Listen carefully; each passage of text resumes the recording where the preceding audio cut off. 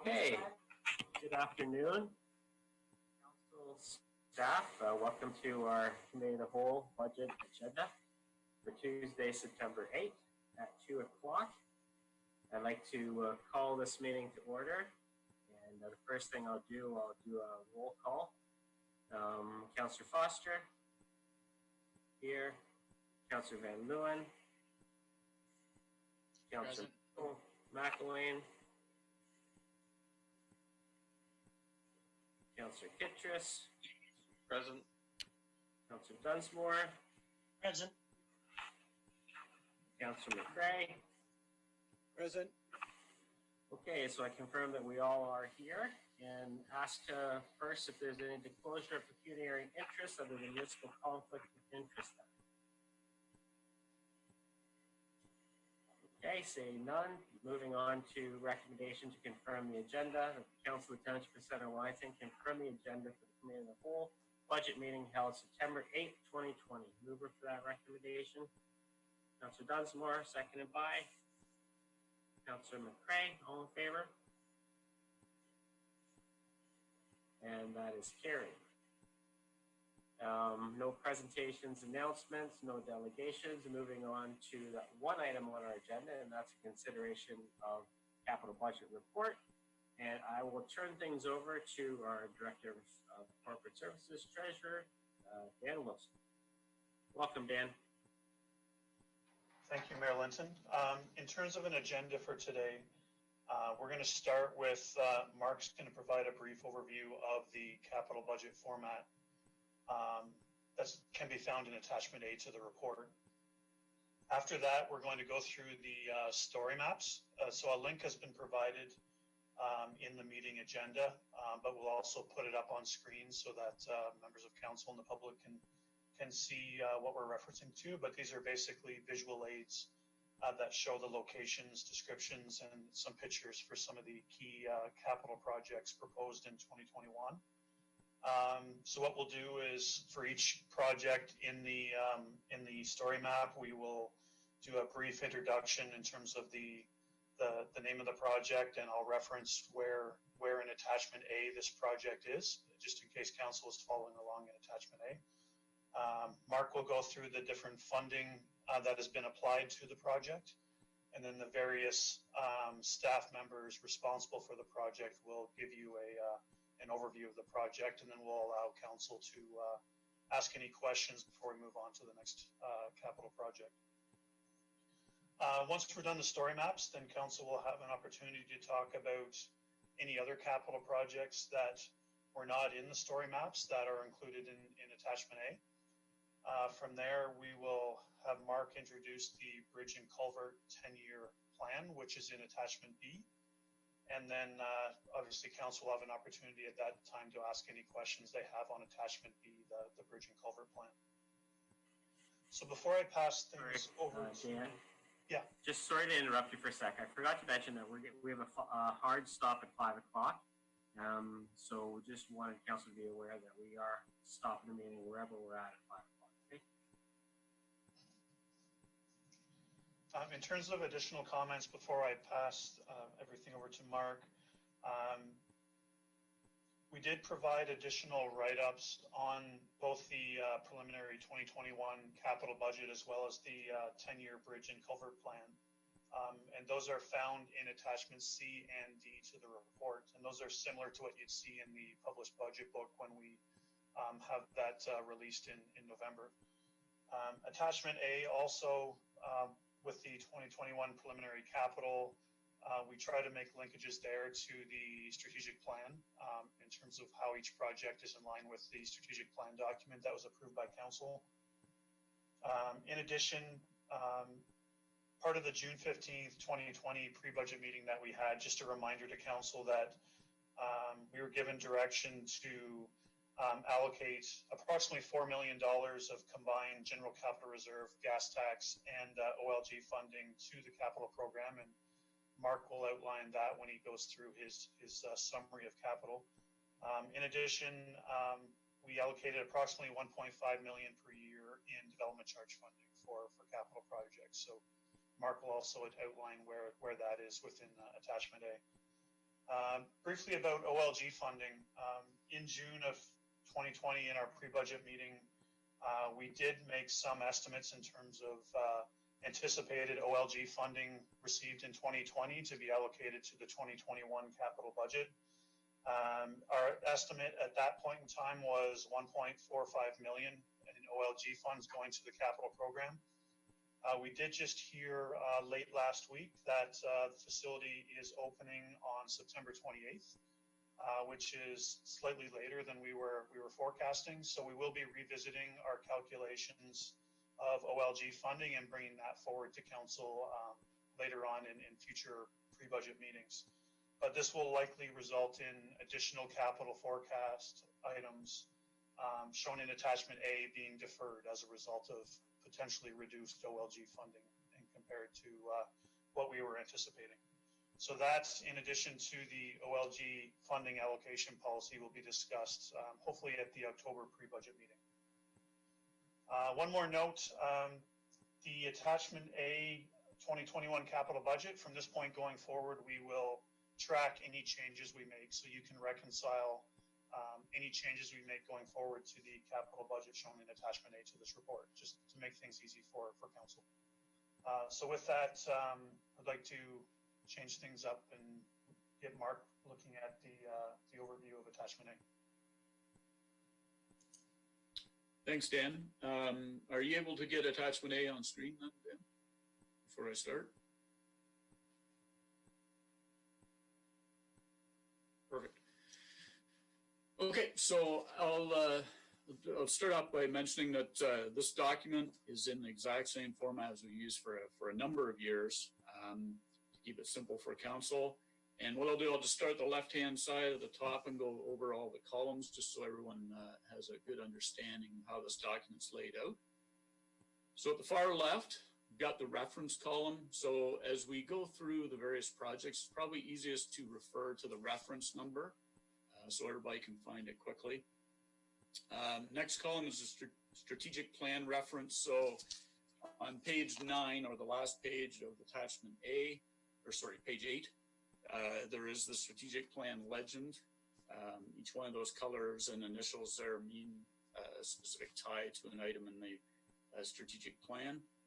The next section over is the project number and the project title. If you see a project number that starts with like item 3 and 4 there with the 105s, that means it's an existing capital project. And what you're looking at in the 2021 capital budget document is a top up to that project. Next column, the 2021 budget. This essentially is the total budgeted expenditure. And then the next columns over to the right are how it's proposed to be funded. So the next section is the external financing. So under that, you have grants or subsidy, development charges, developer contributions, or other. And what the other column is essentially donations. And we only budget for donations if we know we are going to receive those donations. If you take the total expenditure less the external financing or external funded piece, you'd end up with a net cost to the township that we have to fund ourselves. And it can be funded by either tax supported internal sources or user pay supported internal sources of funding. So the tax supported internal sources of funding are split between reserves, debt, and then there's that other column in the middle. When we get to the final draft capital budget document in late November, early December, that other column will be cleared out. But for now, that other column represents items that will be funded by or being proposed to be funded from OLG funds, gas tax fund, funds, or general capital reserve funds. User pay supported internal sources of funding. So the far right, we've got water reserves, wastewater reserves, and water wastewater debt. So if everybody, Dan, if you can turn to the last page of attachment A, go over some of the totals. This will be page 8 in your document. Can you bring it down a little bit more, Dan? Is that possible? Oh, the other way. Just so we can see some of the columns. I'm going to go over the columns first. So The total 2021 budget amount is about 13.2 million. Okay. Yep, there we go. And the total subsidy looks odd in that it's a negative amount, but we'll get to that in one of our story maps, but it's related to one of the projects in that some of the grant funding we thought we were going to get, we're not going to get now that we had budgeted for in the past. So we're replacing that funding or getting out of our internal capital budget and replacing it with some internal sources of funding. But we'll get to the specifics on that when we get to the story map. Development charges, we proposed back in June that we'd have about around 1.5 million. We're proposing 1.6 million to fund this 2021 capital budget. And the other column, you see there's no development or developer contributions proposed, but there is a donation amount of 15,000. That's actually picking up the CW remedy amount that we received for the Forefart Park project at a meeting, I think it was last month. So net cost of the township is just shy of 12 million. And reserves there, you can see we've already allocated about $2 million worth of reserves, and it's split between the service delivery modernization reserves. So this is the funding we received from the province about it was a year ago in order to find efficiencies within the township and within the upper and lower tiers. So that 105,000 is proposed to assist in funding item number 4, which is the asset management plan. The streetlight reserve of 70,000, that's proposed to fund item 26, or the St. Andrews streetlight repairs project.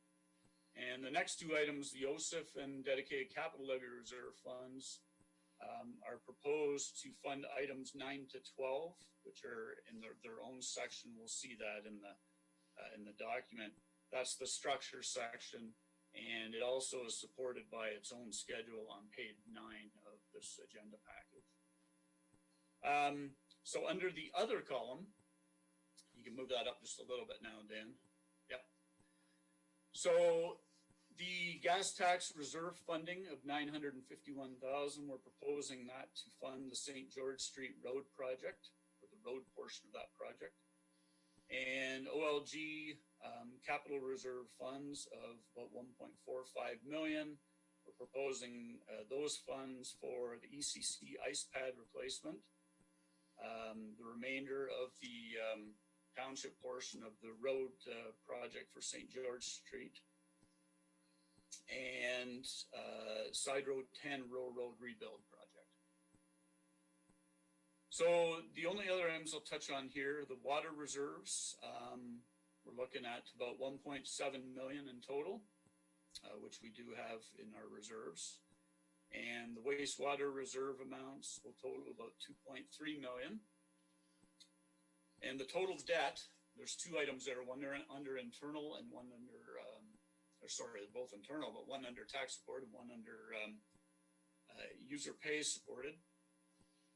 The total debt is about 1.7 million, and 1.34 million of that is for the Dixon Drive servicing of the employment lands, and that'll be, or it's proposed to be repaid from OLG economic development funds. And the other portion of debt being proposed is for F2 additional well capacity, which is just over 400,000. And that'll be repaid from future DCs. And the last item I just want to point out is that this document does not include vehicle and equipment replacement requests at this point. We're still in the process of collecting those as we usually do at this time of year. And we'll attach those at a future pre-budget meeting once we've finalized all that information. Dan, I think that's it for run through of this document, unless you have something else to add to it. No, I think that's good. So next we would like to go through the story maps. And like I said, the link to the story maps has been provided in the agenda for today's meeting, but we'll also put it up on screen so we can follow along as we go. So we'll just go one project at a time and then allow council to ask any questions before we move on to the next one. So just going to share my screen again.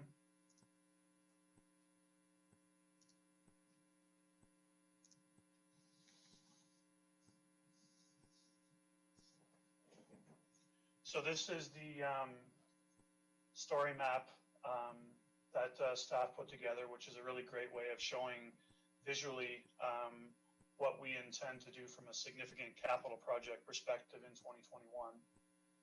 So we'll start with plans and programs, which is the first section.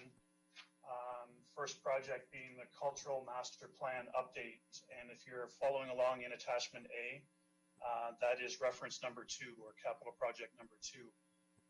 So Mark, do you want to go through the funding for that? Sure, thanks, Dan. This is a fairly easy one for the funding. It's $40,000, and we're proposing it be funded from the general capital reserve. Okay, and Pat, do you want to provide some details on the project? Yes, thanks, Dan. So if you remember back 2013, we launched the first cultural action plan with an intended renewal date 2021. We also have the master plan for Parks, Rec, and Culture. When we update this plan, the goal is to have both of them end and be renewed together in 2028. So we have worked through many of the action items on the current cultural action plan and want to do an update. And it has been suggested that we look at the economic impact of culture and arts in our community through this process in this renewal. I don't know if there's any questions, but that's basically what the plan is. Any questions from council?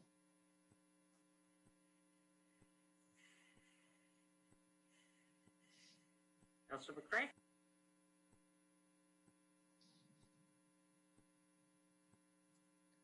Thank you, Marilyn. Quick question I have for Pat is, in terms of economic impact of culture, would that include like looking at the economic impact of our heritage buildings and how that might be boosting our economy? Our heritage buildings, I apologize, I'm not sure I understand the question. Sorry, I guess when you consider the economic impact of culture, I'm just sort of thinking that as part of culture, would that include sort of the heritage designated aspects of Center Wellington, sort of as an attraction factor for economic growth? The parameters of the study have not been outlined in detail. However, the last one focused more on the events and activities that make us unique as a culture arts community, did not really get into the details of how heritage impacts our community, nor did it talk, in initial stages, we have not really thought about how that would roll into this report, but it is something we can obviously consider because the parameters of this project have not been identified yet. It's a 2021 project.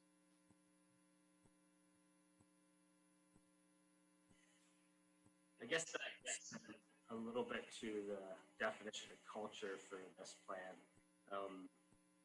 Can you speak a little bit to that, Pat? Sorry, you were cut off a little bit there. Can you repeat your question, Mayor? Sure. I think it gets at the definition of culture. So how, I know that in 2013, we had a definition for culture. And then is it going to take a similar kind of definition of what culture is? Because that's kind of a nebulous term. So give any more detail on how we're going to define culture for this plan? I believe that we would go back to our definition in our community, which is both in the master plan as well as in the previous cultural action plan. And I can look that up if you want, a clear definition. I don't have that off the top of my head, but it is about aspect that our community unique, and the economic impact is what does that bring to our community financially? How do we benefit from all of those events and activities? It's not so much a look at our heritage buildings. I can look in front. Councillor Kittrus?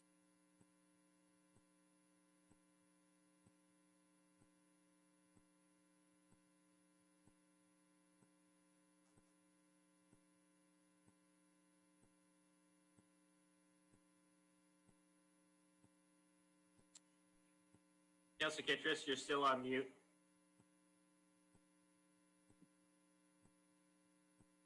I guess I'm going to follow up on Councillor McCrae's question about the heritage.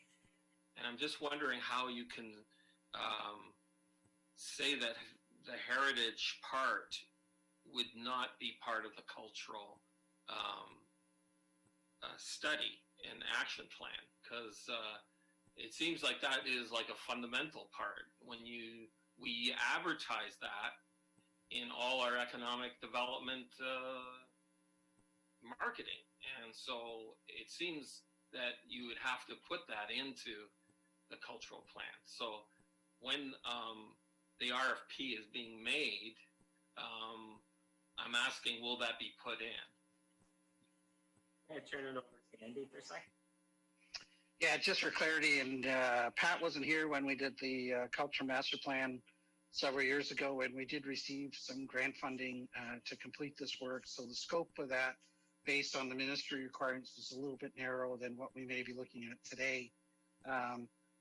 With regard, I think where Pat's unclear with the question is, yes, we will be looking at what draws to people to our community. What do we market that out to, and what those economic benefits are. That being said, it will not be looking at a review of all of our heritage buildings. It would be more as what does the heritage component of our community provide in drawing people in tourism and spending their dollars into our community. So that's the component that we would be looking at as part of the Cultural Master Plan. We would not want to step on the toes of the Heritage Committee of looking at what buildings or assets should be dealt out as heritage opportunities.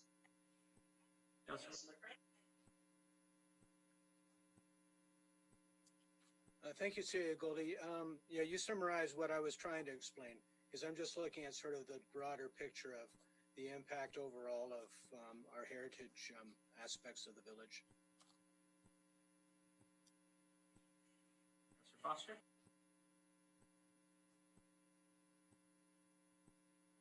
Thank you, Mayor. My question is for Pat. Pat, what exactly will you use these funds for? My sense is you're going to hire a consultant to study this matter. Is that correct? What will be the use of the $40,000? Yes, the $40,000 will be to hire a consulting company that specializes in this type of work, and they will be involved in community engagement, working with our local cultural organizations, as well as council and CSAC, to gather the information and put a strategy together for our cultural action plan. Andy?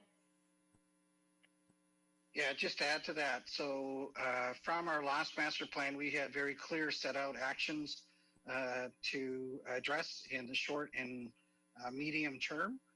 As Pat had mentioned, a number of those recommendations are now coming to fruition. So what we'd be looking at is another set of recommendations and actions that the community and staff would be implementing over the next 5 to 10 years.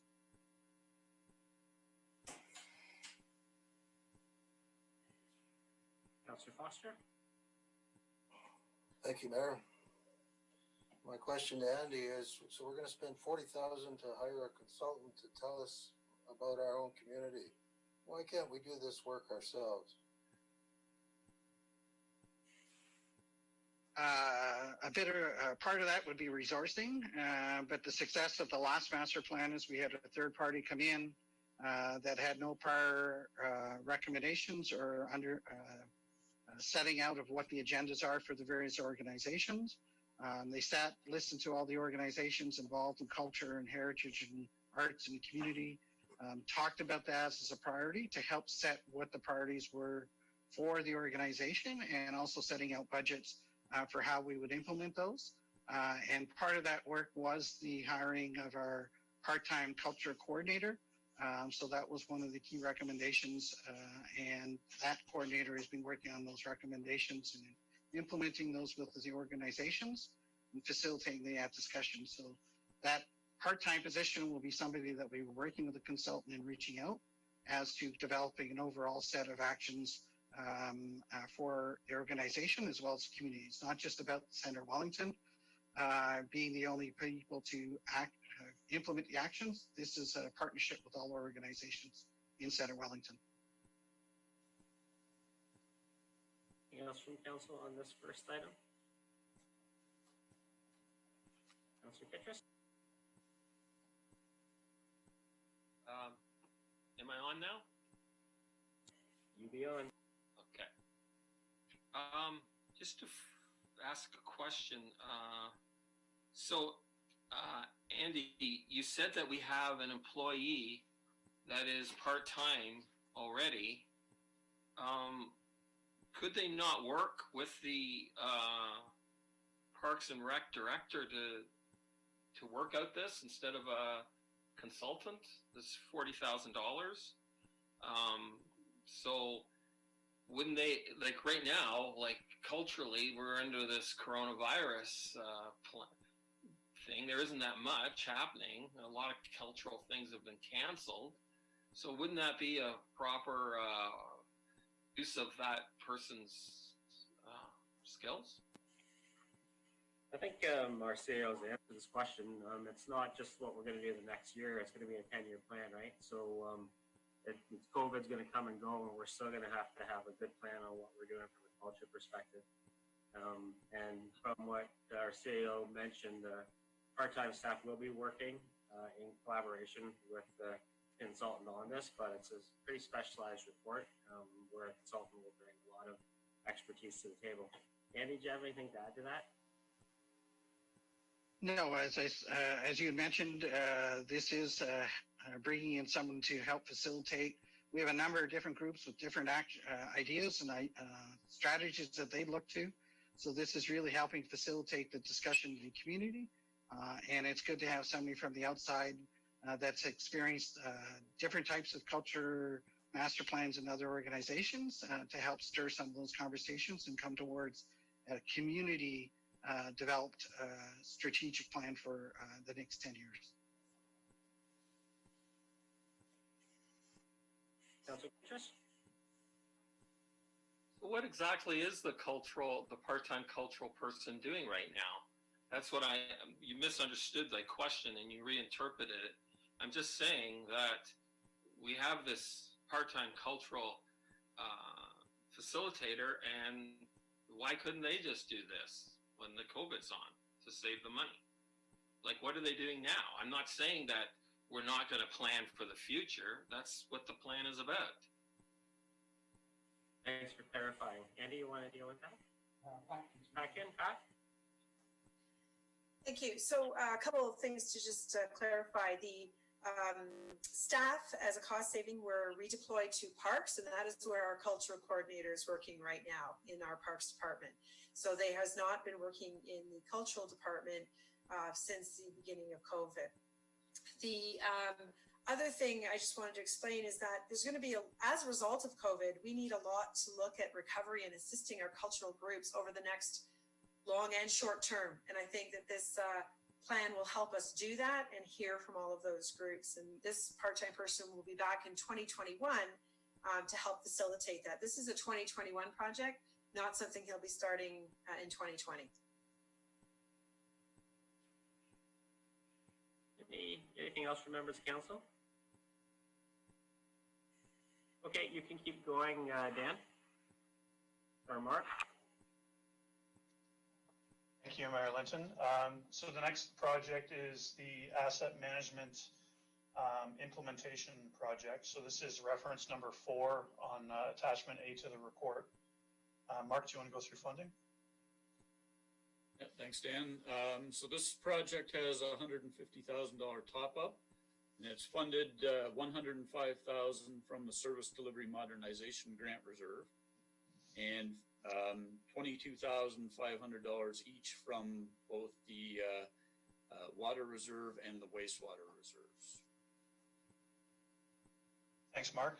In terms of the scope of this project, we do have legislation that was passed in 2017, OREG 588-17, that requires municipalities to do specific asset management planning practices going forward.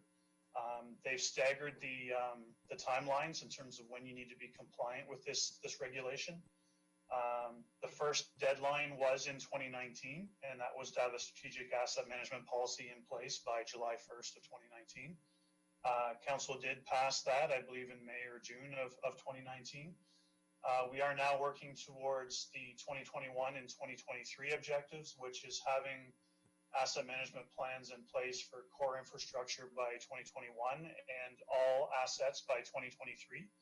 There are very specific requirements within the legislation around assessing levels of service, a risk management approach to setting priorities, maintaining your asset inventory over time. So one thing we did move forward with in 2020 was we purchased the Public Sector Digest citywide asset management software, which was approved by council earlier this year.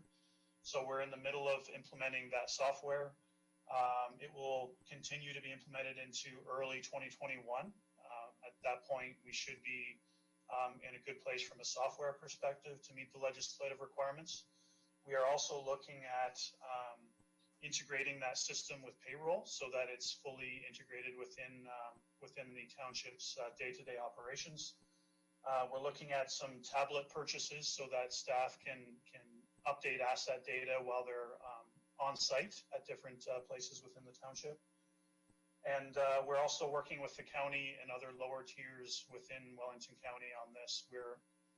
A bunch of us are implementing citywide together and utilizing best practices and policies and procedures that each of us have to implement citywide, so that all 8 municipalities across Wellington County will be using citywide software as of next year. We're also working together to develop an asset management plan template so that we can have a standardized look at an asset management plan going forward. And we're also looking at implementing very similar policies and procedures to make sure that this asset data and the asset management plan is kept up to date going forward. So I would say this is a very good news story. And while we have all of these legislative requirements to meet, we're working together at a county level to implement them. So it's going really well. So any questions from council on this project? This is a good example of 7 municipalities within the county and working on something together because we have very similar needs and challenges when it comes to managing assets. So this came out of the KPMG study that was done recently as one of those things that we can move ahead with in partnership with others so that we're doing things in a consistent way. So, and just to confirm, Dan, the money to do this project came out of the Ontario government's modernization fund that was set up specifically to do this kind of work, correct? Most of it, yes, and the remainder of it, we were funding some through water and wastewater funding as well to recognize that water and wastewater assets are part of asset management planning as well, but no tax dollars are being used in this project. Okay, thanks, Dan. Questions from council on this project? Councillor Backlight? Thank you. Dan, you just listed a bunch of things that we are doing and going to be doing. Is that what's in the 150,000, or is that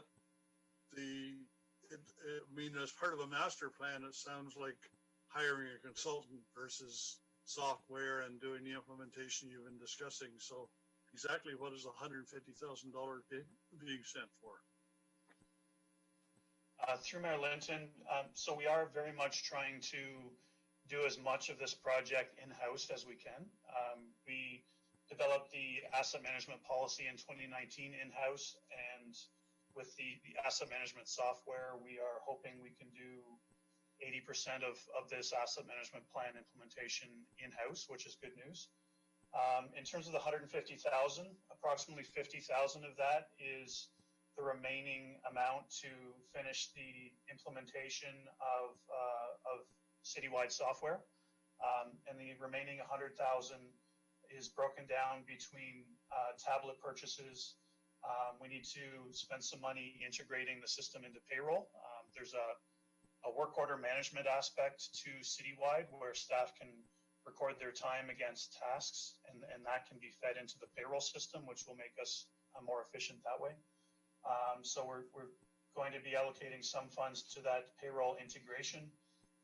And then one thing I didn't mention earlier was this whole level of service analysis that is required through the legislation. That is one area where we're definitely going to be seeking out some help from experts in terms of being able to assess our levels of service and how to present that within an asset management plan. So that would be the remainder of the 100,000.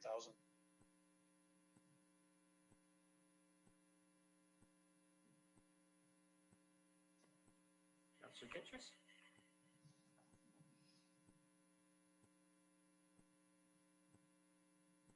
Thank you, Mayor.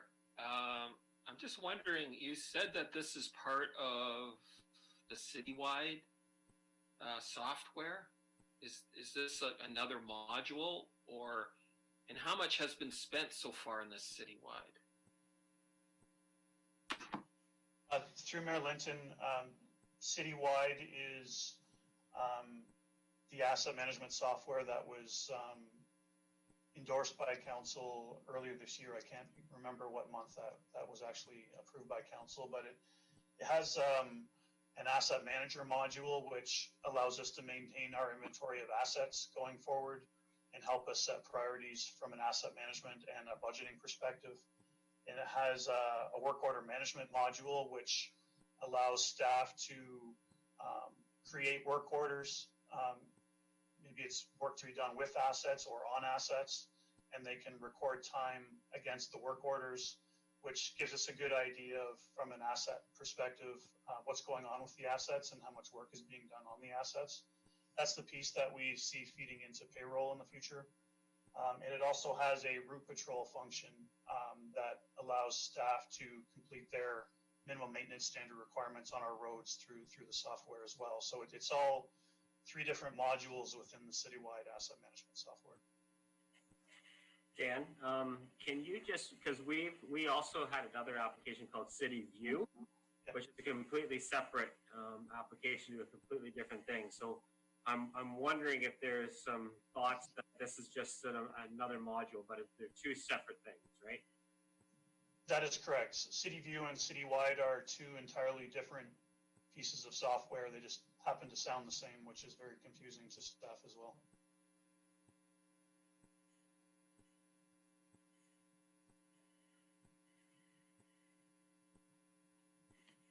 Mr. Foster?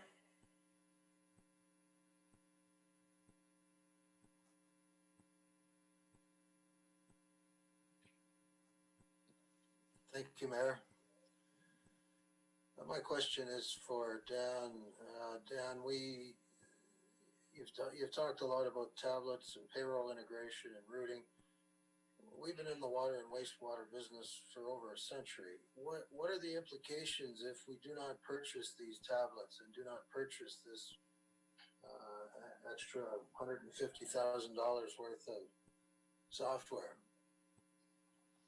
Will the top still flush? Will the tap still work? I don't understand why we need to spend that kind of money right now on the eve of a pandemic. Through Mayor Linton, this is the Asset Management Committee's, it's their response to the legislation that has been put on us by the province. To be able to manage asset management planning and meet the provincial regulations on an annual basis, this is the upfront cost in order to allow us to do this in-house going forward.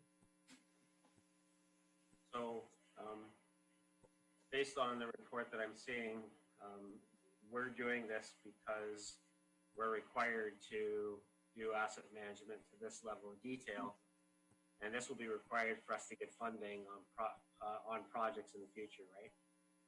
That is correct. Any grant applications for federal or provincial funding in the future, we must prove that we're in compliance with this legislation, or we won't be eligible for funding.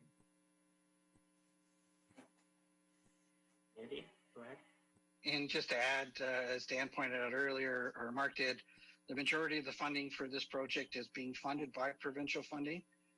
That funding was allocated to various municipalities to look at efficiencies and to address our asset management requirements to meet the provincial regulations in the future. Councillor Van Leeuwen, did you have your hand up before? Yeah, go ahead. Thanks, Mayor. Now, my question is a little bit, I actually thought these were the same system, City View and City Plan, or whatever they call it. So does the original one, I know we did what's called the cemetery aspect or module in City View. Did they not have one that would integrate into the whole system with tasks and management software? Like what happened there? Is it just, it needs to be different? Through Mayor Linton, so City View is used by the township for the cemetery administration as well as for building applications within planning and development. Citywide is an asset management software tool.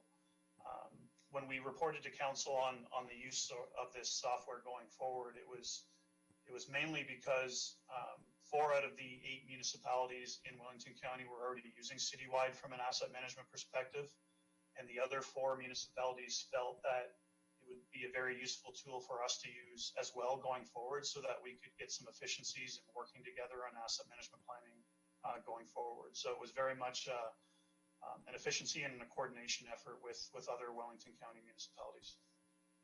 But Dan, correct me if I'm wrong, there's no overlap at all between those two systems. They're 2 completely different systems that do completely different things, right? That's correct. Any other questions, comments from members of council on this one?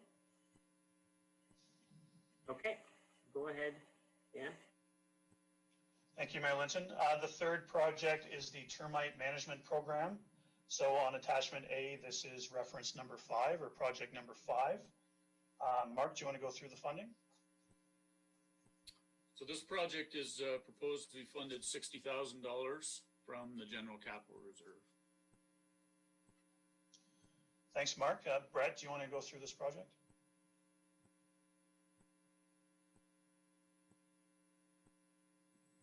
Yeah, sure. As soon as I figure out where the unmute button is now.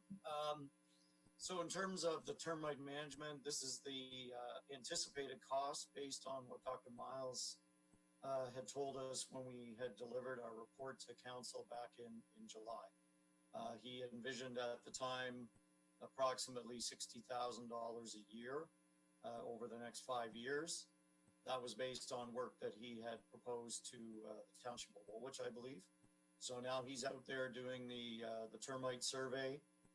Has a couple more weeks to go, he told me this morning, but we'll get a report with a recommendation from him later on in October, I'm thinking, and we'll use that to refine this number for the budget going forward.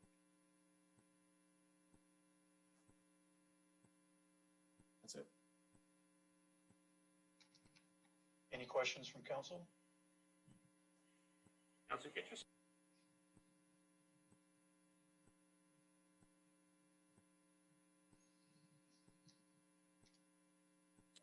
Councilor Kitchers, you're on mute still. This item, thank you, Mayor. This item says that it's being funded under other instead of the reserves, but now, because I'm a little bit concerned on the other, because that could be OLG funds, and so you're saying for sure it's in the capital reserve column. Is that correct? Yes, that is correct. If you follow that on page 8, that blue arrow, So of the 4,034,000 of items under the other column, gas tax is applied to St. George Street. OLG is applied to the ECC ice pad, St. George Street, and Side Road 10 Road rebuild. And all the other projects that have funding required under the other column are general capital reserve. So essentially we've applied it like we have in the past, which is take the project that meets certain types of funding like gas tax, which has restrictions on its use, and apply that first. And we apply the OLG, and then we apply the gas or the general capital reserve to everything else. Okay. Councilor Dunsmore? Through you, Mr. Mayor. Brett, this is for the initial study to find out how big the problem is. We're not looking at treating anybody's home because the taxpayers paying for any of that. Is it at this point? Well, in terms of the eradication plan that Dr. Miles develops, that's what this is paying for. The survey work is being funded out of existing dollars that's going on right now. That didn't require any specific council funding. It's coming out of our 2020 operating budget. As far as going forward, a sort of, I guess I'll call it a City of Guelph style program to eradicate termites is what this would fund. And, it takes time. So, but it does not include treating at individual properties. It's a trap and hopefully kill the termites, not treat termite damage at an individual property.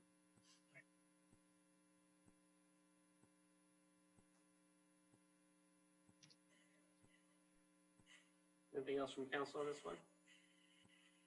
Okay. We'll go ahead again.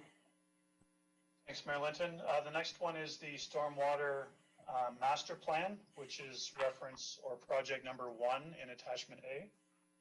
Mark, do you want to go through funding? The proposed funding for the $150,000 request is 80% from development charges, or $120,000, and 20% or $30,000 from the general capital reserve. Thanks, Mark. Colin, do you want to go through the project specifics? Yeah, sure. Thanks, Dan. Thanks, Mark. So stormwater master plan is really a long-term strategy to look at the safe and effective management of stormwater runoff from the township's urban and rural areas, while improving ecosystem health and ecological sustainability of the receiving watersheds. So these can look at a number of items, but typically most stormwater management master plans look at water quality. What are the opportunities to improve surface water or groundwater quality? It looks at water quantity as well, looking at preserving and reestablishing the natural hydrologic processes within each watershed. Also looks at erosion control. When we build urban areas, we generate more stormwater runoff, which can have an impact in terms of erosion to the receiving streams.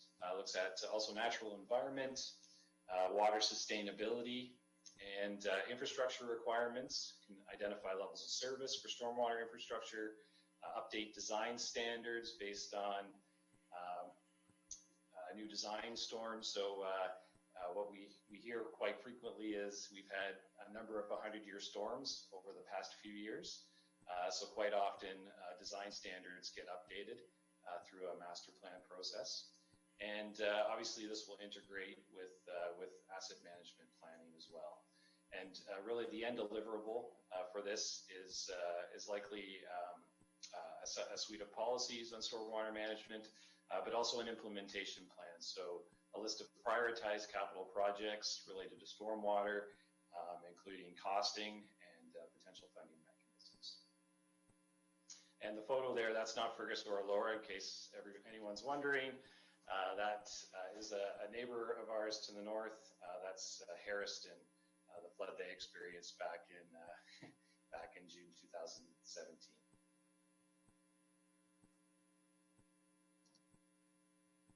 Any questions from council? Councilor Kittrus?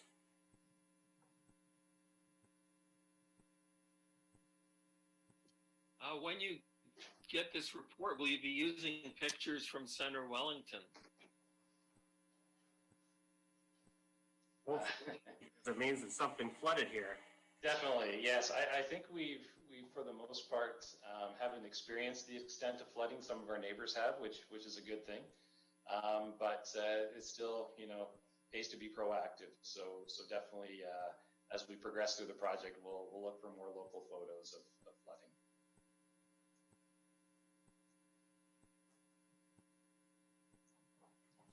Okay, Dan?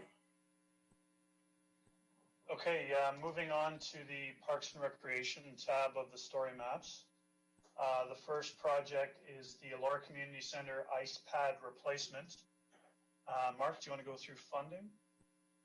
Yeah, thanks, Dan. So this project is proposed to be funded $1.3 million from the OLG Capital Reserve Fund.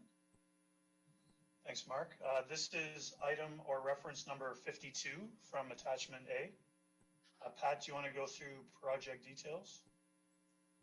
Yeah, so this is a project we've been talking about for some time and was identified in the Parks and Recreation and Cultural Master Plan. The Elora Community Center floor is at its life expectancy, beyond its end of expectancy, and it's actually the cooling coils under the floor that desperately need to be replaced. So that requires us removing the floor, boards and glass, ripping up all the existing infrastructure under there, replacing it, and repouring a new floor.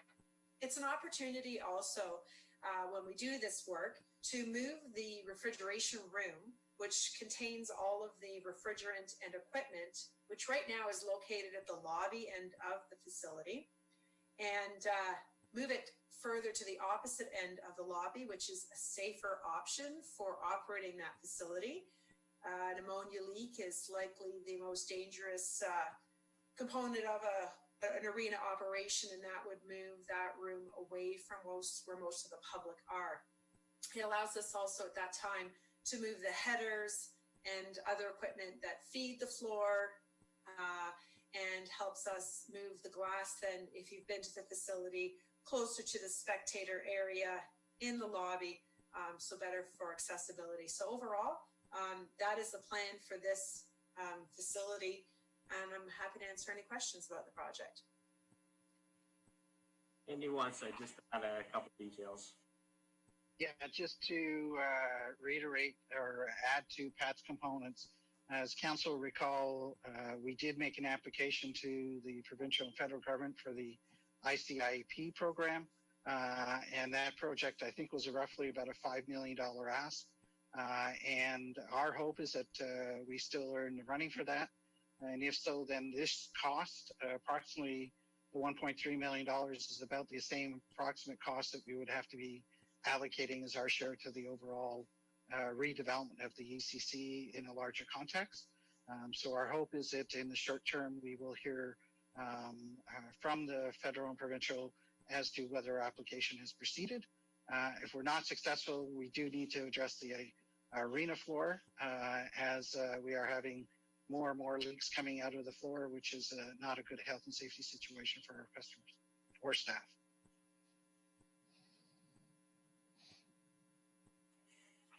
Questions from council? Councilor Foster? Thank you, Mayor. Two questions for Pat. The first one, Pat, is during the pandemic, we're going to have maybe half capacity of hockey, limited service, limited hours, limited teams, 3-on-3. Have you considered, because of that, deferring this project to a future year?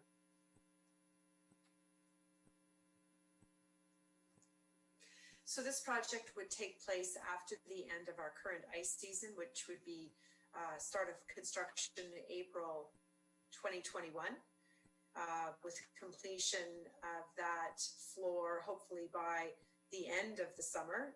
So in September, have ice back in for the 2021-2022 season. So I'm not sure delaying the project will make a difference, because we desperately need the ice to continue so that we don't have a failure partway through a season. As you know, it's very busy for hockey and all the sports that take place, figure skating, everything at the Allure Arena. So in order for us not to have a failure, this project is a priority at the end of this ice season. So I'm not sure if I answered your question specifically related to COVID. Okay. Well, Councillor Foster. If we're only having half as much hockey as normal in our community on 3 ice pads, there's no risk if this pad should fail. We've only got about half the quantity of hockey taking place. We could have it all in the sportsplex. The context of my question is, this is $1.4 million in a year when we're going to struggle, and in that context, I think we ought to potentially consider deferring it. And I wondered if you'd consider deferring it because of general financial issues in the pandemic year, and perhaps 2022 as well. I'll turn it over to Andy. I think Pat's already answered the question, but I'll turn it over to Andy for anything new. I would suggest to council the exact opposite, that this would be an appropriate time to be developing the project, so that we're not then having to close down operations when we're out of the COVID, when we're out in the high hockey seasons, hopefully in 21-22. The last thing we'd prefer to be prepared, so that when hockey and all the ice arena user groups are back to normal or full use for 21-22 is our anticipation, that we would have an arena that would be able to meet their needs and would be safe not only for the staff, but also customers coming into the building. If we were to delay this project, then we have issues in 21-22 with the ammonia and leaking in the floor. We may then have to shut down the arena during the prime season, and that's the last thing we want to be doing. Thanks, Andy. Anything else from other members of council? Councillor Dunsmore? Yeah, my comments were around closing that facility down for a year and making people drive over to Allure to play hockey. If you leave that system, in my opinion, operating for a year, when you go to start it up, you're going to have more headaches than you want. It's going to be unusable. Then you're going to be shut down for a year to fix it, and that's going to cost a higher amount of money, because it's going to be done when it's inactive and people need to play. So now is the time. Councillor Foster, follow on.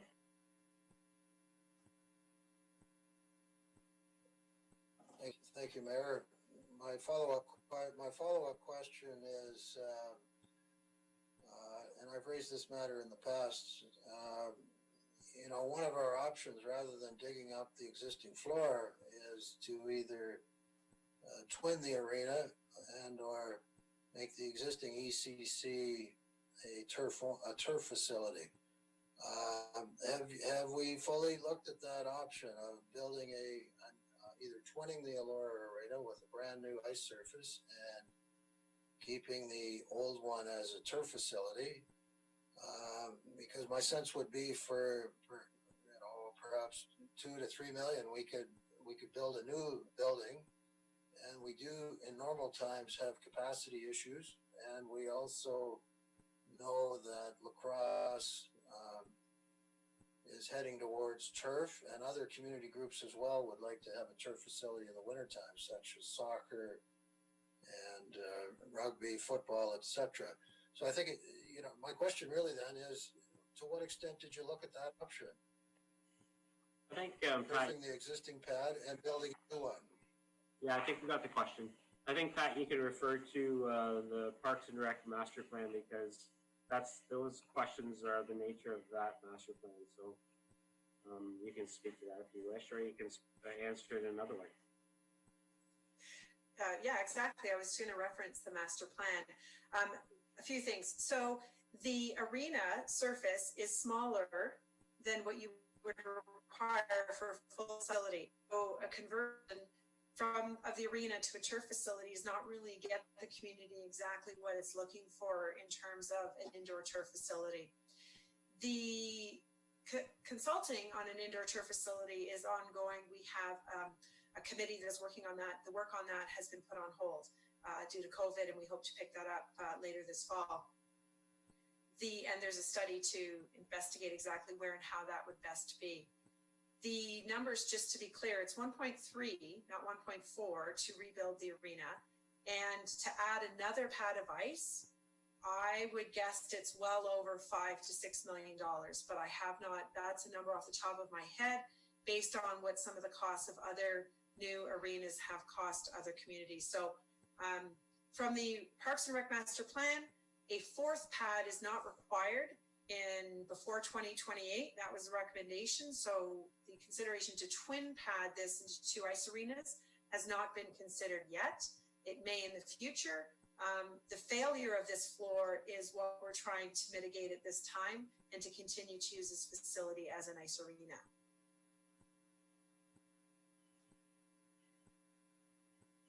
Councillor Kittrus?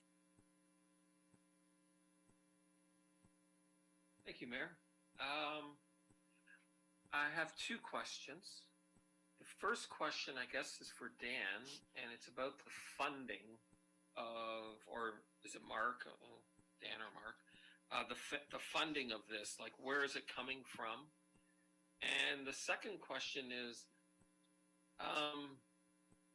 when we have a problem right now, I don't know who answers this one. When we have a problem right now with a leak, how is that fixed?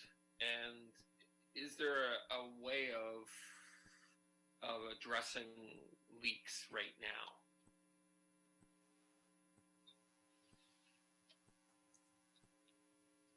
Yeah, Mark, go ahead with the financial part of it. Through you, Marilyn. So yeah, this project, the 1.3 million, is proposed to be funded from the OLG Capital Reserve Fund. So the slots money, essentially the 88% per the policy that we can use to fund the capital budget.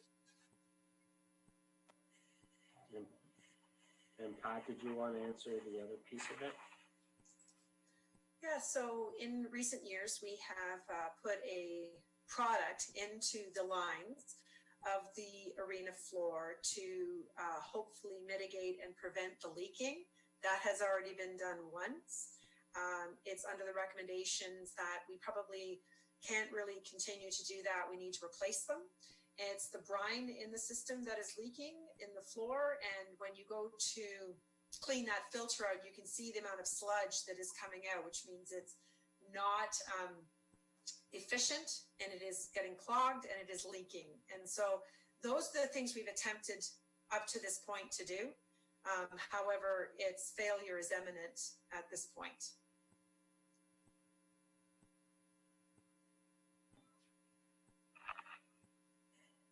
Councillor Foster?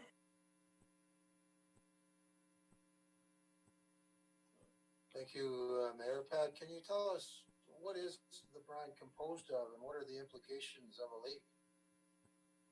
What is that brine? Well, brine is just as you expect. It's like a saltwater type. I think it's like a saltwater type solution. I'm not sure what the chemical components of brine are. However, so the refrigeration system is a 2-phase coolant system. The ammonia is your primary coolant, which then cools the brine, which runs under the floor. And that is because it is safer than running the ammonia, obviously, under the floor, which would be a greater risk to the community. So the brine system runs through the tubes under the floor, which cools the makes the ice. And that is what is failing, are the tubes. If it were the ammonia system, that is a mechanical piece called the chiller, which we would be able to replace without having to rip up the floor. Overall, if this brine system under the floor fails, you cannot run coolant. It will not cool the floor, and you will not be able to make ice. Hopefully that answers the question on the technical piece. Thanks, Pat. Andy wants to add more technical capabilities to the conversation. Yeah, just so council is aware, we have had issues with the system not still having leaks. In the last couple of years, prior to Pat coming, we have actually had to go in and cut up a portion of the concrete floor in order to get into the system and do repairs and then re-put in the concrete. So anytime we do not have the brine going through the floor property, we do have the challenge of the ice not becoming hard and therefore creating a safety issue for our customers on the ice.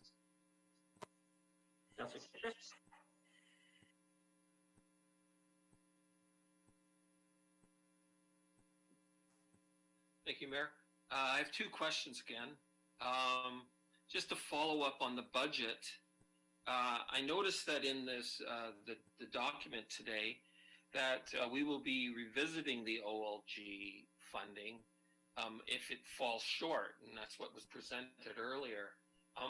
What is the list, the priority list, for if we have a shortfall? Will like, is the arena like top so it gets funding, or like how's that going to work? So that's my first question. And the second question is the technical one. And if we were to get a new one, would we be putting the same saline brine solution in that? Because, well, salt water deteriorates everything. So I'm just wondering, is there a new technology for that?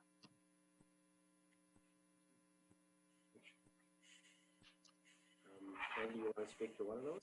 Yeah, so priority-wise, the arena floor is one of our top priorities for 2021. The arena floor at the Elora Community Center is the original floor that was built in the 1970s. It has not had any replacement to the facility. Those that have been on council some time will recall that we replaced the arena floor at the Sportsplex back in about 2007, 2008. And at that time, that floor was an older floor and we were having more substantial issues with the floor. An arena floor is not projected to go as long as we've had the Elora Community Center floor in. This should have been happening several years ago, and just due to funding and other priorities, we have not been able to fund this. However, we're now getting to the stage where we're making a health and safety issue for our customers and our staff. And so therefore we need to proceed with this. Also, if you recall, when we did present the ICIP grant, there's a larger development proposed for the ECC. And if we are successful, then we would be using that same funding to be our allocation. So we need to replace the arena floor and look to the ICIP grant to hopefully make further improvements to the Elora Community Center moving forward. And I can let Pat talk about the existing and new systems. Yeah, Pat, do you have any information on whether or not the current system is antiquated or if it's state of the art? I would probably have to have been here a lot longer when they put the floor in, but most systems are brine systems still. It has done us well for 40 years. It isn't anticipated that you would use a different kind of refrigerant under the floor at this time. There are other systems, but not one that we can mechanically change. So this is a great system. I'm sure there are better types of coils and stuff that have developed since the last 40 years, but I'd have to get back to you on those details. But it would be a similar system. Okay, Dan, on to multi-use court.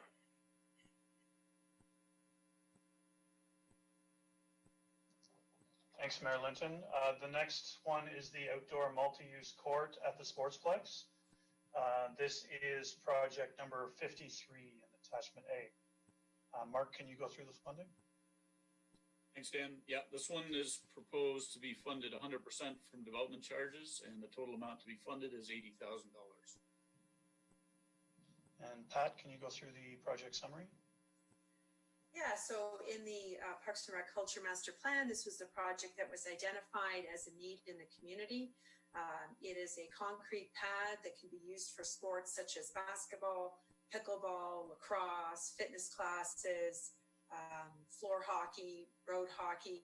It's a drop-in type space like we have at the Elora Community Center. There's a hard skate pad there, and people will be able to come and use the space at their leisure for whatever activities they can do on a concrete pad. So we'll be putting basketball nets and such up in there. It is a well-used space in most communities, and I think that it would also continue to be in Fergus as well. Any questions on that?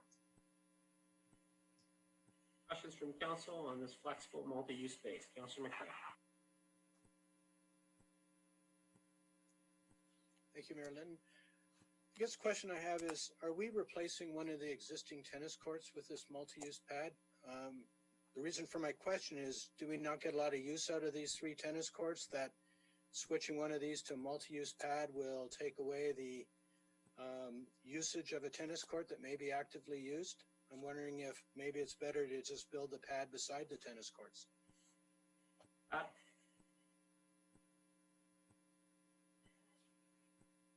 Yeah, go ahead, Pat.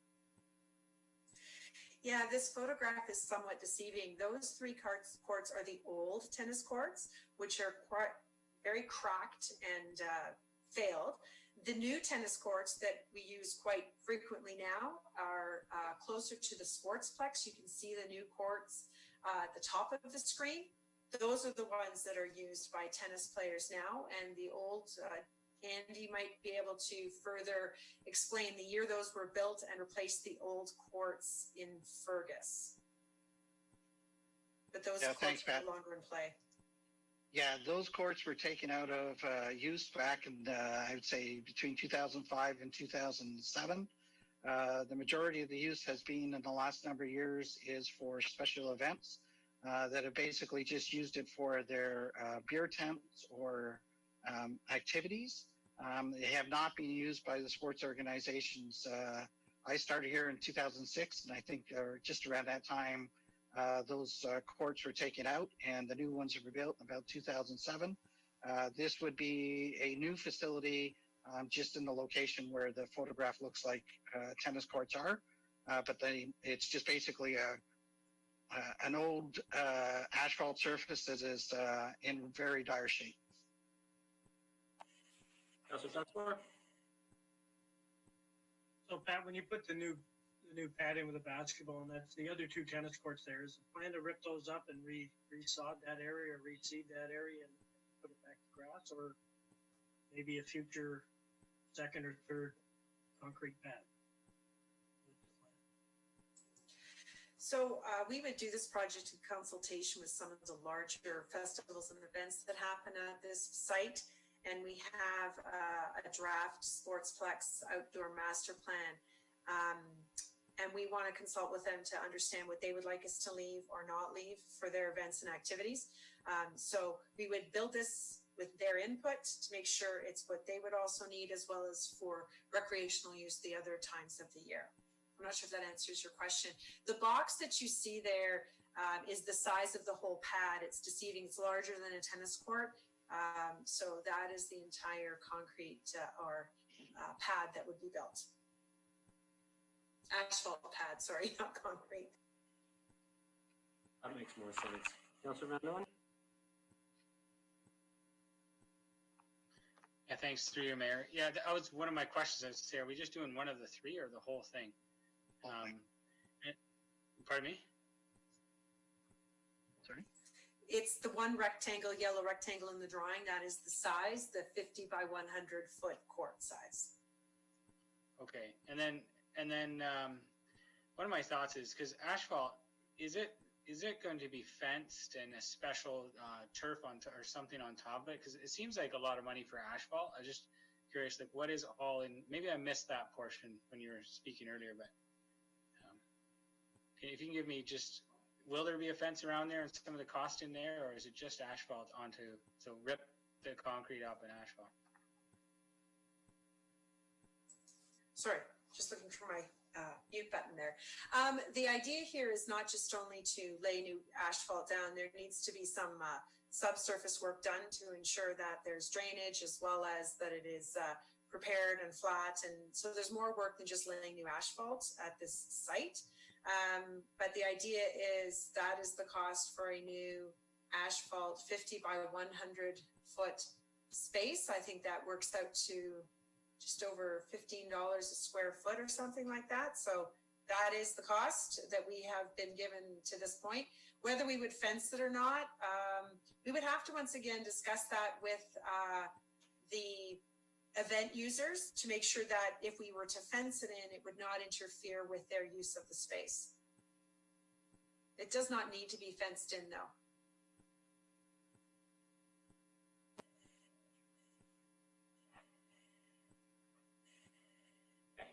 Councillor Foster?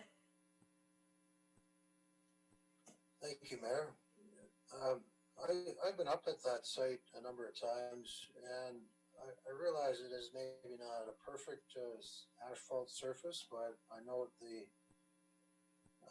McGinn Brothers Big Game was held on this particular site with good success. Why not do nothing in this case other than perhaps install the basketball hoops and keep the existing service the way it is? This is a drop-in play space for children to come and throw a ball around. I'm sure we could achieve, we could probably have 2 or 3 basketball courts on the existing asphalt just by installing the hoops. Have you considered that, Pat? I don't believe that the surface is going to withhold or withstand a lot longer use. It has a lot of cracks and vegetation growing through it. So I think the project idea is to put a new pad down and make a nice surface for the next few years of use without any issues for people, sprained ankles, all of those kinds of things that can happen when you have uneven surface while people are trying to play a sport. So the idea is to replace it at this point. That is the square that measures 50 by 100 in that space. Councillor Kitchus? Thank you, Mayor. I was wondering if you looked into concrete, and since you have to make the under it stable again, because that's probably why it's cracking. And I was just wondering if you looked at the comparison of concrete and asphalt. At this time, no, but I think that's a great suggestion for us to take a look at for the future of this space when we get to that level of detail, for sure. Councillor Foster?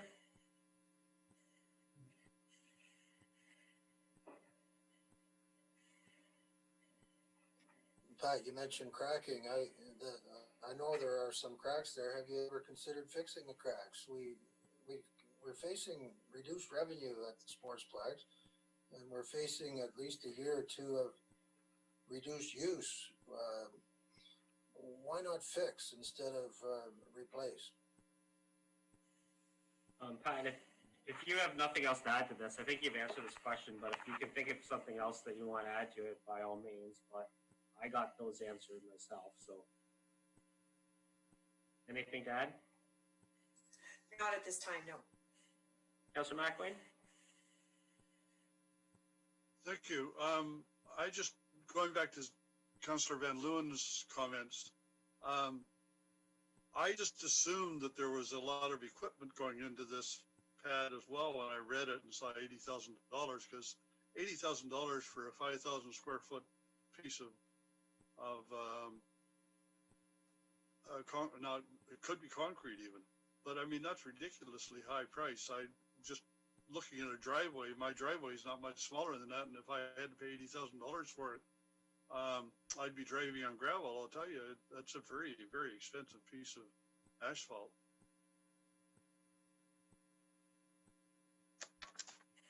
I assume that if this project goes ahead, we go on to a competitive process and we get to have the opportunity to get the cheapest bid on something like this?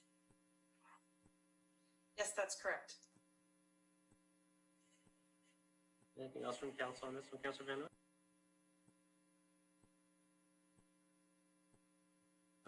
Councillor Van Loo? Thanks. Yeah, I'm sure I definitely look forward to the competitive bid process, because I do think that maybe we're a little bit high. So, but it's not, at this point, it's not worth attacking until we kind of get out to that competitive bid process. One of the things I do like is at this point now is when we really need to look at having outdoor space available for kids to play. And I think that, you know, after going through this year and getting to next year, we want to encourage everybody to get out, physical activity and outdoor fresh air spaces. So to me, that is important. So although I feel the bid process is important for sure, because it's a little high. Thanks.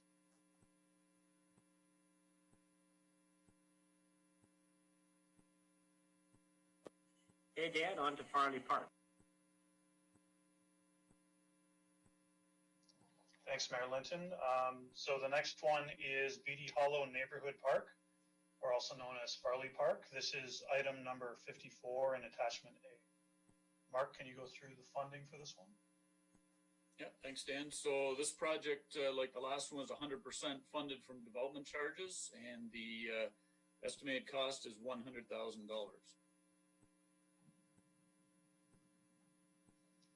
And Pat, do you want to go through the details of the project?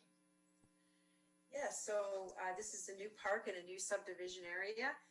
Like all of the parks we've developed recently, we'll be entering into a park development agreement with the builder and developer, and they will be performing the work on our behalf, paying for the portion of the work that is required by them.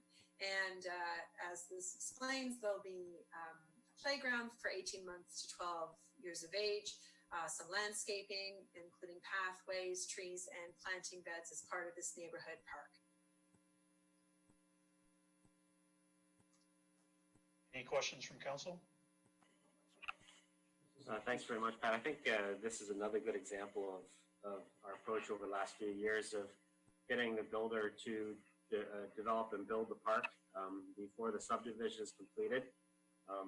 You know, as opposed to waiting for 15, 20 years after the houses are all in there and then getting the park built on the taxpayers' dime. So another good example of development charges paying for new amenities in our community. Councillor McWayne? Thank you. Pat, I just wanted to ask about the play equipment and in particular, what will you be using, the rubber versus mulch type of stuff on the ground around the play equipment? And the reason I ask you that is just because O'Brien Park going in this year is using mulch instead of rubber, and we're getting some complaints about that, mainly because of the termites all along Water Street. So the wood chips that are used in a playground are specially manufactured playground wood chips, and they are prepared and delivered, and you don't want to know how much they cost. They're very expensive. They're all manufactured for specific cushion ability as well as durability, and they would not bring termites to the area. Maybe your concern is that the termites would develop in there.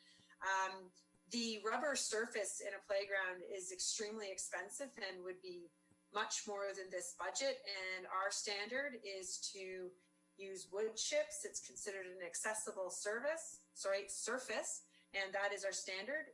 For us to build one with a rubber surface is above our standard in our community for neighborhood park development. Thank you.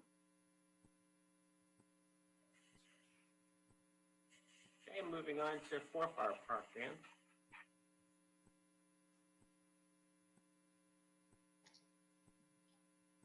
Does Councillor Kittredge have a question on this one before we move on? Okay, I think he does. Councillor Kittredge?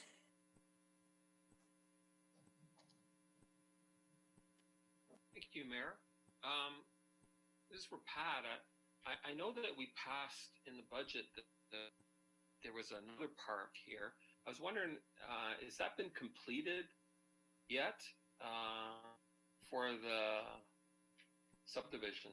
It's farther down.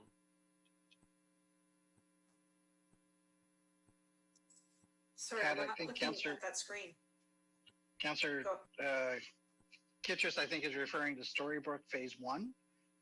And that is a project that we're working with a developer to implement. And I was out there last week, and the park is being implemented as we speak.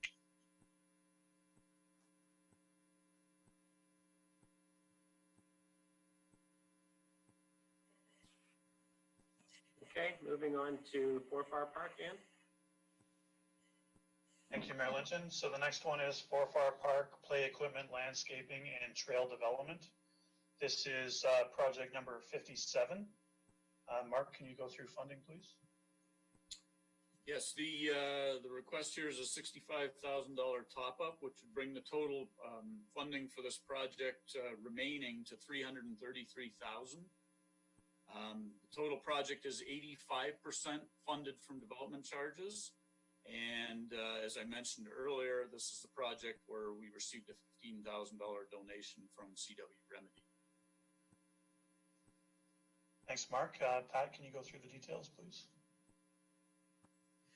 Yeah, so the original expense of this park of the $333,000 was split into over 2 years. Last year there was a large portion of that. Mark, can you remind me how much that was? I think it was $276, or I know he'll pull up that number. So that was in the 2020 budget. This is the additional funding remaining for this park in 2021. The intent had been to build this park in 2020 and then complete the park in 2021 with the pavilion and additional amenities like the fitness equipment.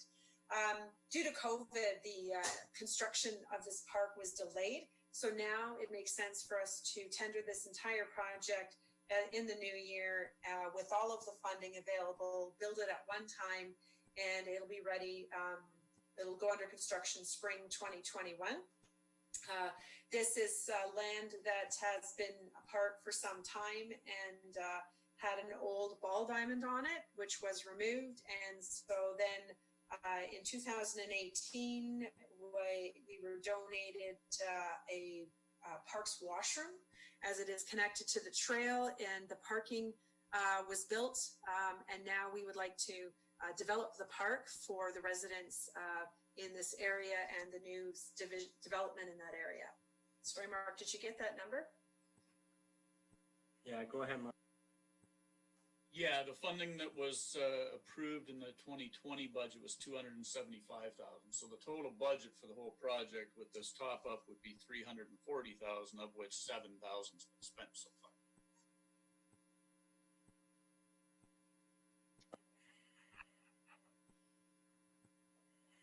Questions from council on Forfar Park? Councilor Kittredge?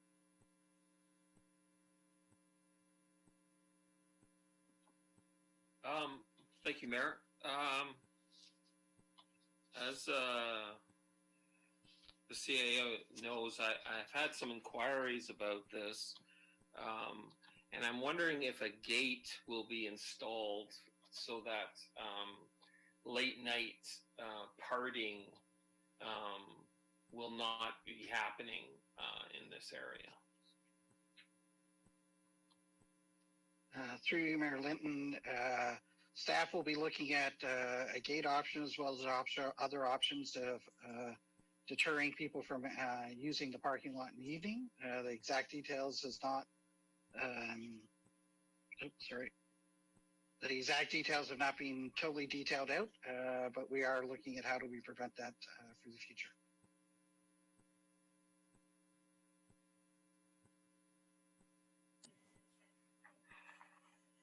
Okay, Dan, on to Trestle Bridge Trail. Thank you, Mayor Linton. Next one is Trestle Bridge Trail Ditch Improvements, which is project number 55 from attachment A. Mark, can you go through the funding? Yeah, it's a $30,000 request, and it was proposed to be funded from the General Capital Reserve. And Pat, can you go through the project details? Yeah, Dan, if you could minimize or hit the minus sign, that's the plus sign, the minus sign, to give a better reference of where the where this trail is. It is part of the It backs on, it's the Trestle Bridge Trail, and I'm just going to turn my notes over. It's part of the, backs onto the South Ridge subdivision, and there's been complaints of a lot of flooding and from overflow in this one particular area.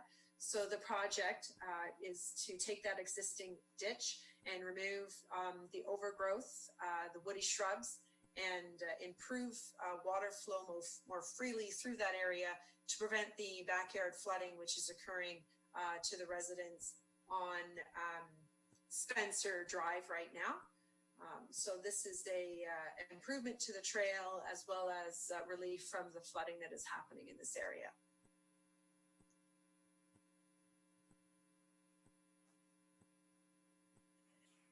Questions from council? Councilor Dunsmore? Yeah, just a quick question now that I see where that is. The Storybrook subdivision is going to butt up onto that. Is that correct?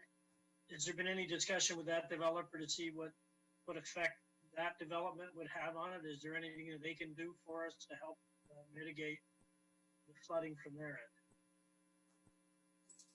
It's my understanding from speaking with our urban forestry manager, as well as through our flooding or water grading experts, that the flooding is mostly being caused by the fact that it's got poor grading through the ditch. It's not the source of the water, it's that it almost creates a stopping of the water. And so that's why ditching it will help to keep the water flow moving.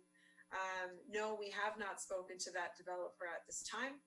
We can explore that in the future if that's desired, and see if there is anything they can do to help us with this.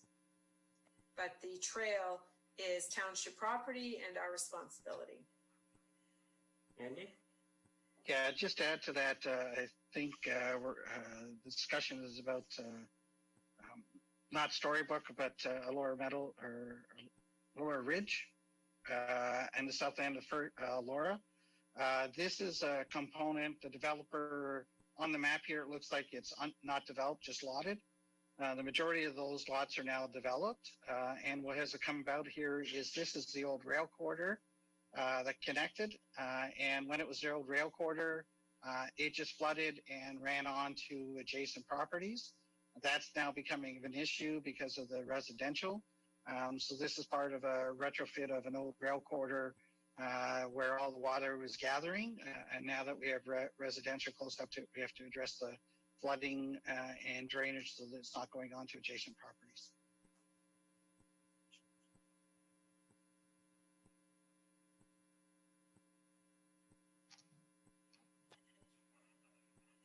Okay, Councilor Kittredge?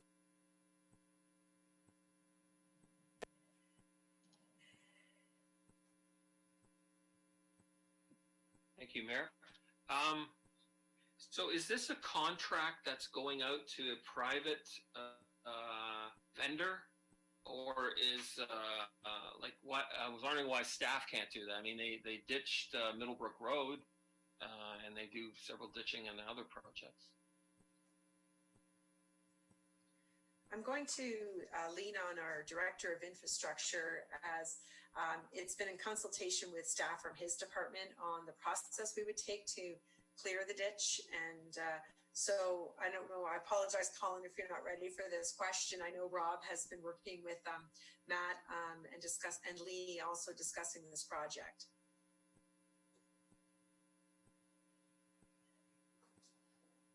Yeah, thanks, Pat. Through Mayor Linton. So with that location, typically we would likely look at bringing in contract forces to do that work.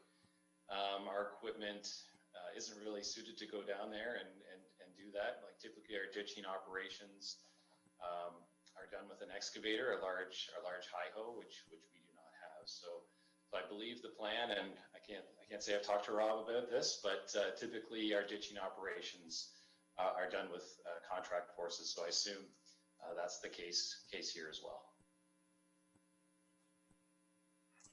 I can add that it'll be, as it states here, is that the replanting of some of the trees and shrubs will be through community planting volunteers and staff forces. Yeah, definitely. And I would just add, like, typically we do maintain the shoulders of that trail. So that is part of our maintenance cycle, is to go through and clean up some of the vegetation. So that work is ongoing. But in terms of a large ditching operations, that would have to be contracted out. Okay, on to bridges, Dan. Thanks, Mayor Linton. The first bridge project is First Line Bridge 24WG, which is reference number 11 within our attachment A. Mark, can you go through funding for that one? Thanks, Dan. So the request for 2021 for this bridge is $200,000, but there is a further cost estimate of $2.7 million in 2022 in order to physically construct the bridge. You'll see that in the bridge plan when we get to that. It is funded, it does have a 10% growth component, so it's funded 10% from development charges, and the remainder is funded under the dedicated capital levy and OSIF monies that we'll receive. Thanks, Mark. Colin, can you go through the project details? Sure. Thanks, Dan. So yeah, Bridge 24WG. We've had a fair bit of discussion at council over the last several months on this structure. So the Class EA wrapped up back in February. We did have a Part 2 order request submitted to the Minister of the Environment, Conservation and Parks, to basically bump up the environmental assessment. And if council will recall, during my capital update on August 24th, we did hear that the minister's decision on the Part 2 order request was to be received by the township in the very near future. And just as an update, we did get a letter from Minister Urick on the Part 2 order request. And essentially, just to summarize the letter received from Minister Urick, he outlined some changes to legislation that had occurred recently. So essentially, these are changes to the Environmental Assessment Act that were made under the legislation called the COVID-19 Economic Recovery Act 2020. And basically, the changes were to limit Part 2 order requests to potential adverse impacts of projects on constitutionally protected Aboriginal or treaty rights. And so 4WG, and in this case 24WG, do not fall into that category. So in effect, the current Part 2 order request, and this is their words, has been terminated. And so what that means essentially is these projects are now approved under the Environmental Assessment Act and can proceed to the implementation phase, which is detailed design and construction. We still have some approvals to obtain, of course, GRCA being one of them, but and DFO as well with this location. We know there's potential for our friend, the red-side dace, which is an endangered species. And so there's definitely going to be some approvals to obtain for this structure in particular. But with that letter from the minister, we now have EA approval, and we can move forward. So that's good news. And so this project, essentially, as Mark mentioned, it's phased over 2 years. The funding in 2021 is to proceed with detailed design and obtaining our regulatory approvals. And then in 2022, we would look at the construction, a replacement of the structure, and implementation of the project.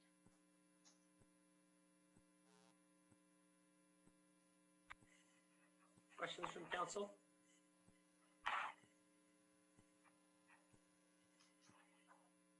Councilor Bennett?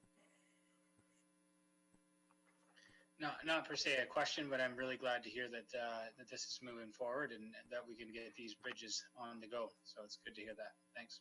I'm sure the residents will be happy too.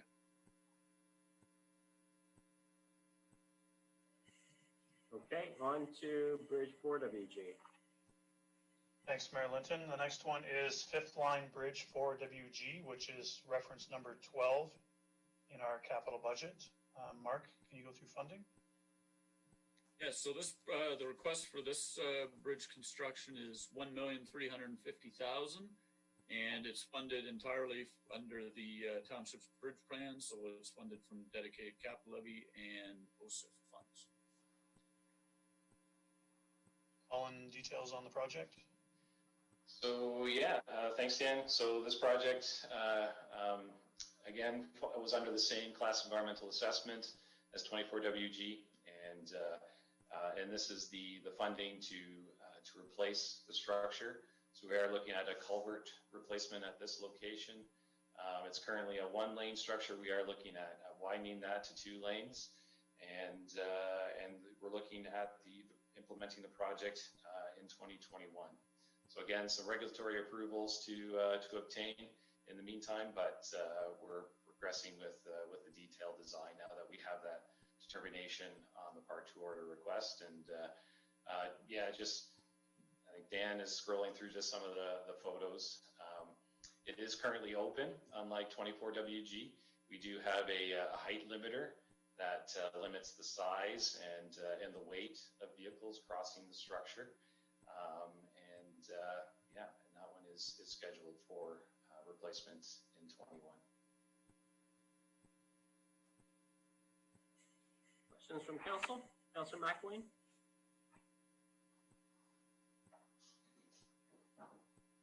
Thank you. My question is an overall capital levy OSIF question. The total being in the budget for next year is 1.8 million. We collect 15% tax from everybody in Center Wellington for 2.8 million. Why are we not spending 2.8 million on bridges next year? Dan, you want to speak to that? Yeah, through you, Mayor Linton. The big concern for the 2021 budget is that the anticipated cost for structure 24WG is to the point where we need 2 years worth of funding to finance that bridge. So we may be doing less in 2021 because we're saving up the dedicated capital levy and OSIF funding so that we can do 24WG and a bunch of other structures in 2022. So it's just a matter of strategizing based on available funding.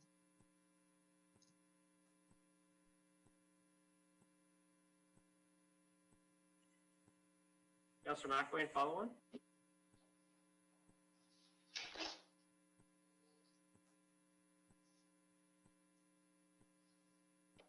Sorry.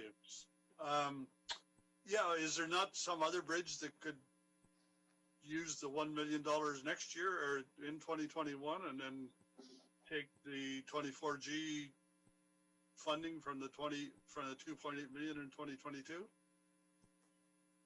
I think Andy's going to answer that question. Yeah, Councillor McElwain, the 10-year bridge forecast is the second part of the agenda.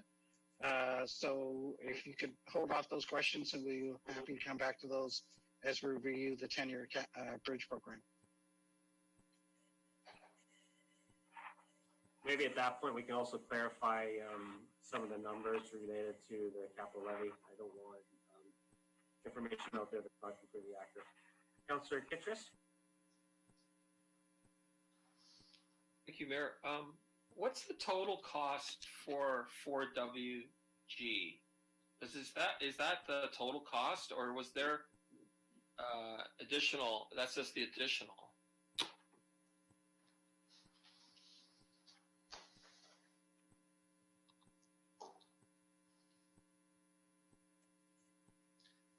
Sorry, Mark, go ahead. Margaret, do you want to answer that?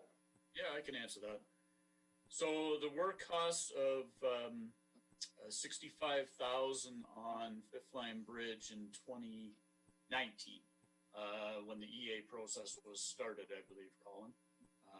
Basically, the costs were split between the two bridges we're looking at for 2021, 24WG and 4WG. So the total cost estimate will be 1,350,000 plus 65,000 is 1,415,000.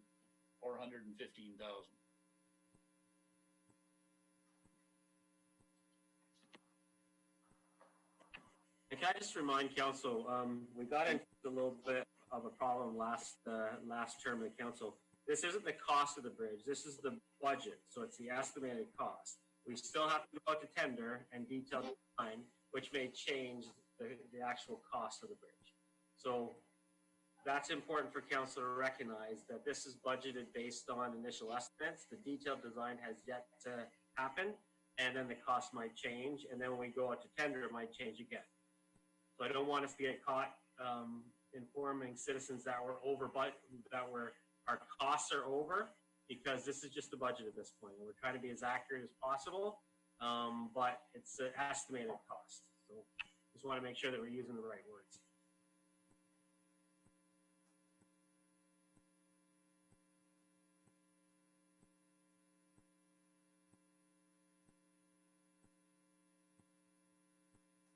Anything else for this one? Moving on to roadways. Thanks, Mayor Linton.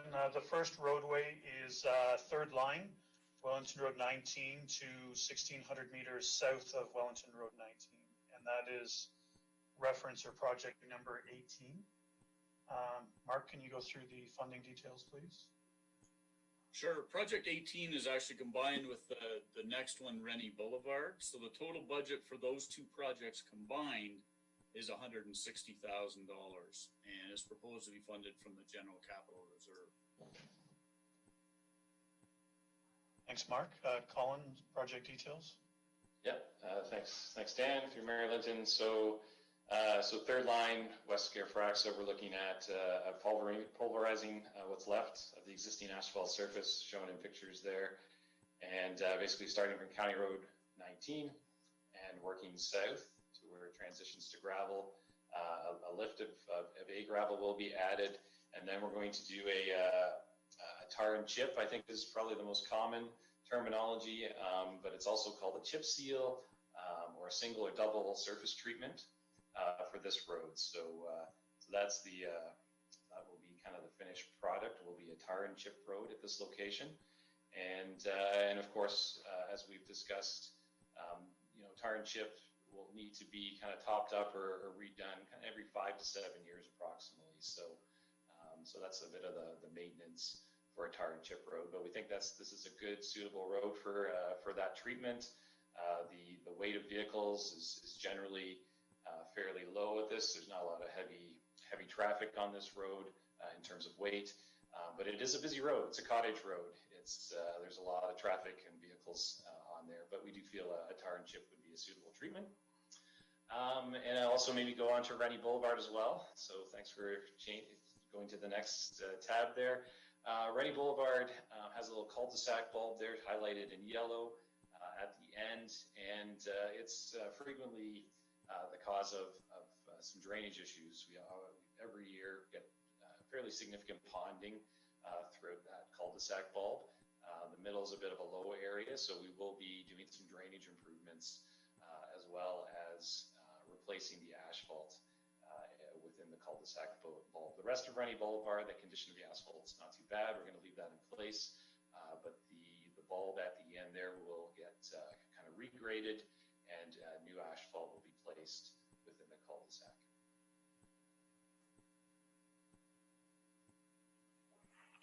Questions from council on either third line or Rennie Boulevard?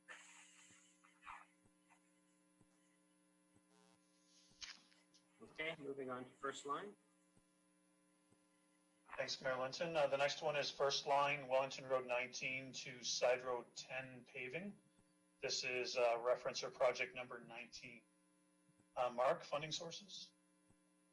Yeah, so the estimated budget for this project is $320,000, funded 90% from development charges, which equates to $288,000, and 10% funded from the General Capital Reserve, which is $32,000.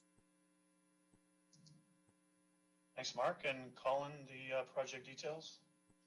Yeah, thanks, Dan. So essentially, we're looking at paving first line from the county road, from County Road 19 to Side Road 10, and so we did, in preparation for that, add some a lift of gravel to that earlier this year, and yeah, we're looking at about 1.8 kilometers of asphalt to be applied throughout that section, and yeah, I think I'll leave it at that. A quick question. There was some thought about, or some discussion about doing this a year or two ago. Would we have gotten 90% development charges if we had done that? Maybe Dan, we want to address that? Yeah, thanks, Mayor Linton. No, we wouldn't have, because the way development charges work, you use development charges if you're increasing the level of service that is already existing. So if you were to take a paved road and just repave it, then it would not be eligible for development charges. But if you're taking a road that's been gravel for some time and you're paving it, you're increasing the service level to accommodate traffic flow and so forth, so it would be DC eligible. So there's a difference in the timing of the project.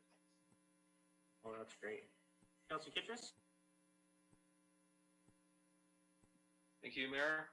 I just want to say that a lot of residents in this area will be very pleased that this is being paved.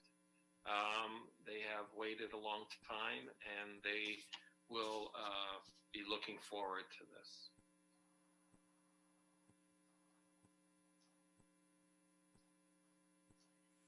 Okay, moving on to Side Road 10. Okay, Side Road 10 is a rural road rebuild project from Wellington Road 7 to Geary Road, which is reference number 21 in our capital budget. Mark, can you go through the funding sources, please?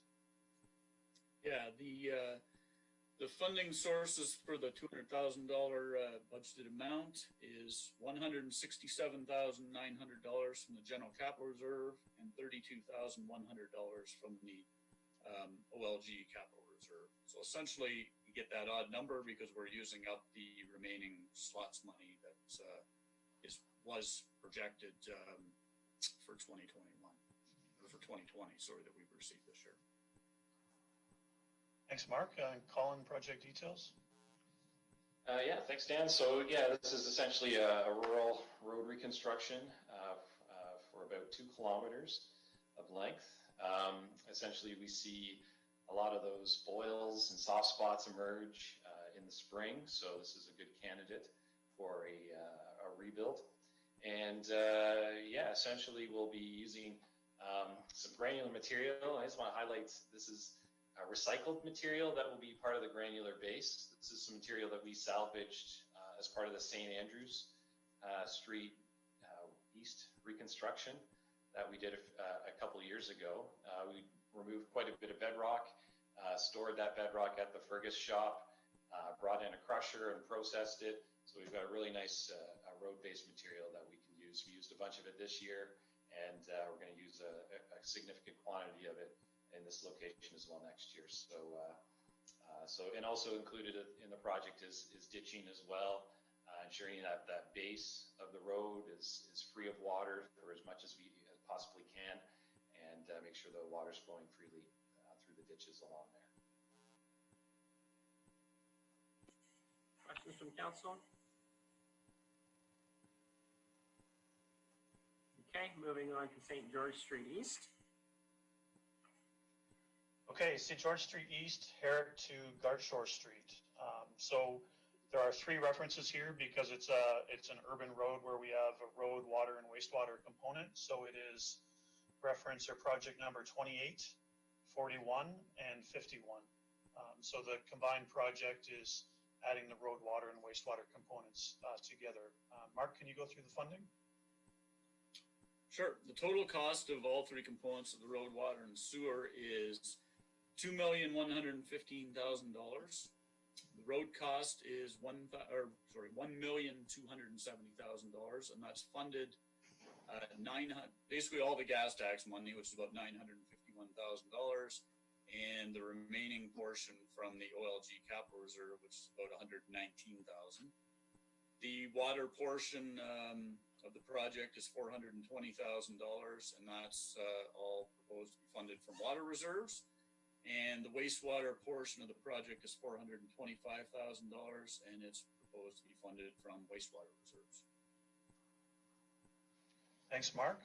Colin, the details on the project? Yeah, thanks, Dan. So yeah, this is a full road reconstruction is proposed. We're looking at a replacement of the water main, the sanitary sewer, as well as adding new storm sewers and adding sidewalk as well. So curb with sidewalk on one side at this location. So we're just kind of in the early stages, looking at kind of design options, and the plan is to present some design ideas to the community through a virtual PIC. I think I mentioned this back on August 24th as well. We're just getting organized for that, bit of a new thing, but utilizing connectcw.ca, our community engagement platform, to connect with as much of the community out there as possible, get their ideas, thoughts, concerns, and try to work with the community as much as possible throughout the design phase. So yeah, that's kind of a high level summary of the project. Thank you. Questions from council on this one?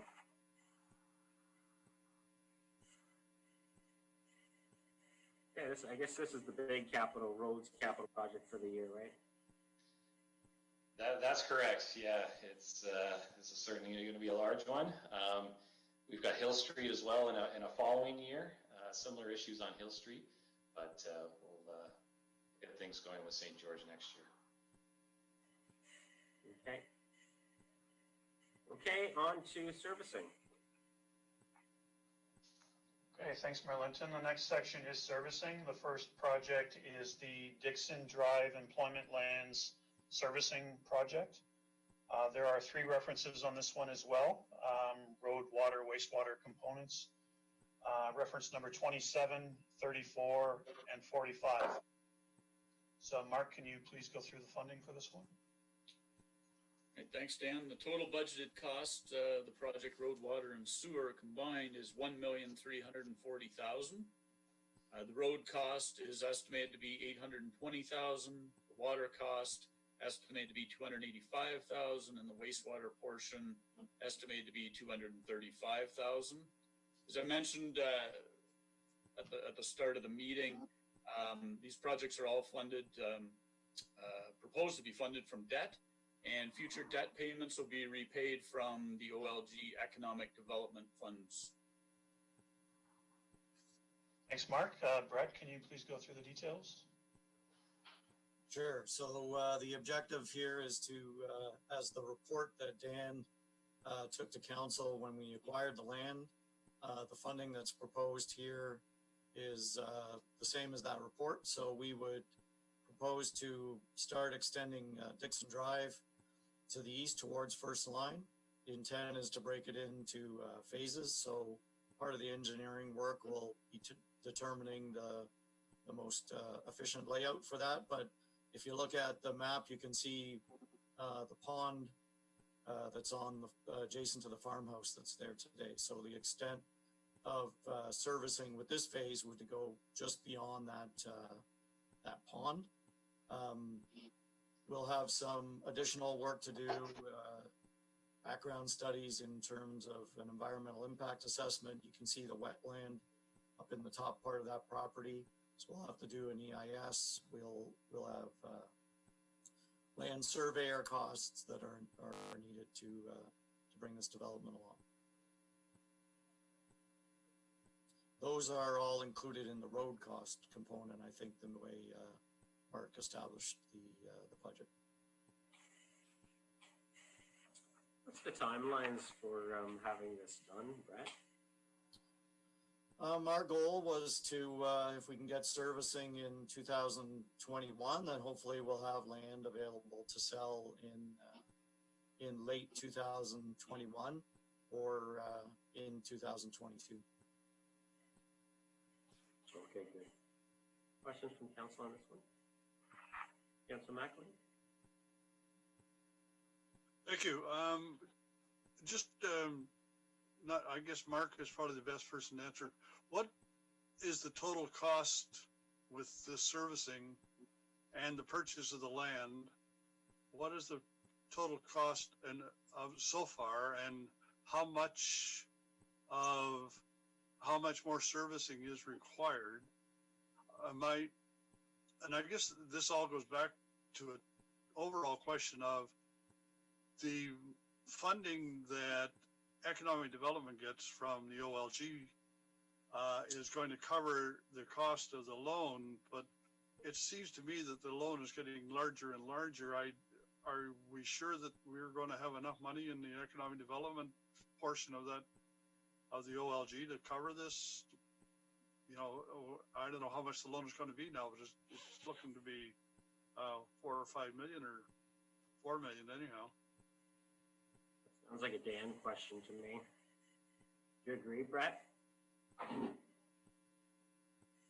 Yeah, Dan had the financial report before we acquired the land. Yeah, I just didn't want to take away your opportunity to have a finance answer if you wanted to go for it. Dan? Yeah, I don't think you want to hear planners' financial skills. Well, I might. It might be fun. Go ahead, Dan. I'm just trying to see what I can grab off the top of my head here. Mark, do you have the current balance in the OLG?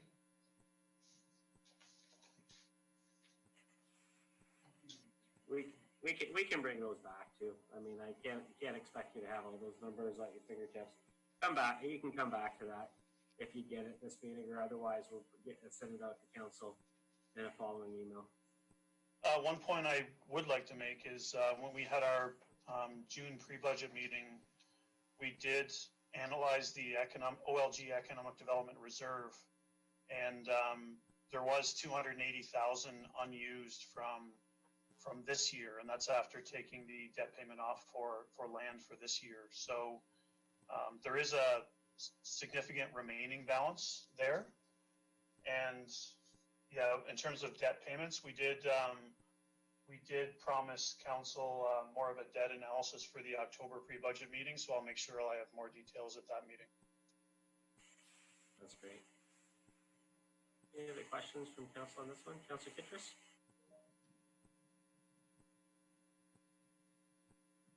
Thank you, Mayor. I guess my question is, what's the total for this year for this financing? And what's the future to finish the project? This is phase one. How many phases is there? Dan, go ahead. Thanks through you, Mayor Linton. Phase one servicing, when you add everything together, Mark, correct me if I'm wrong, I think we're 1.34 million. And that, as Brett mentioned, brings you out just past that pond by the farmhouse.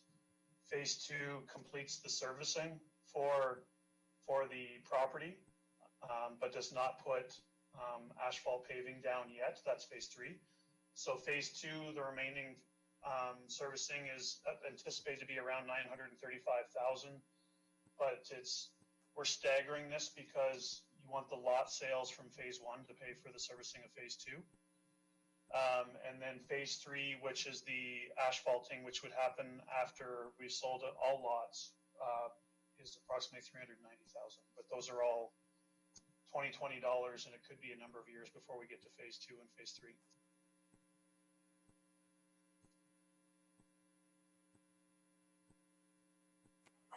Any other questions on this one? Okay, Hill Street East.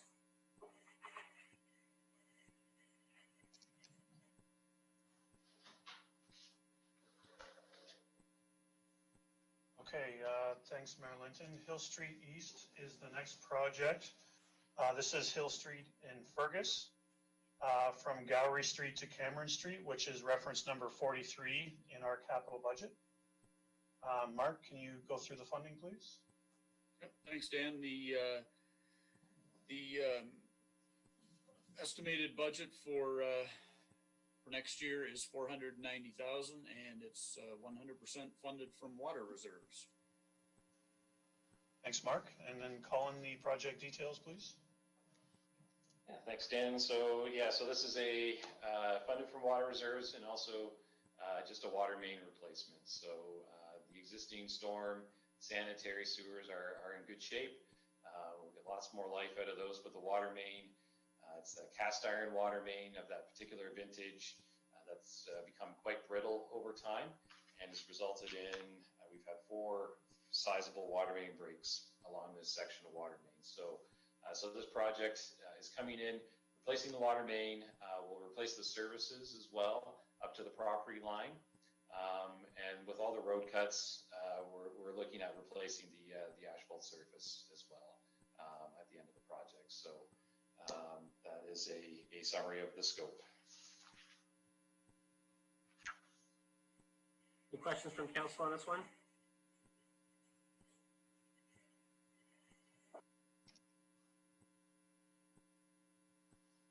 Okay, moving on to Highway 6. Thanks, Mayor Linton. This is Highway 6, Side Road 19 to Side Road 18 servicing. 2 projects here, 1 water, 1 wastewater. So the references are 39 and 48. Mark, can you please go through the funding? Yes, so this one for the water portion of the project, it's a $160,000 top up, and it's funded from water reserves. And the total budget remaining for the water portion then will be $750,000.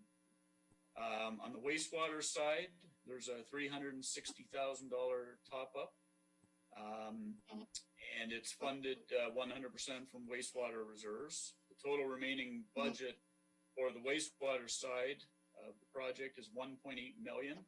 And I should mention that these 2 projects have been open for a while. There have been delays. Colin can get into that, but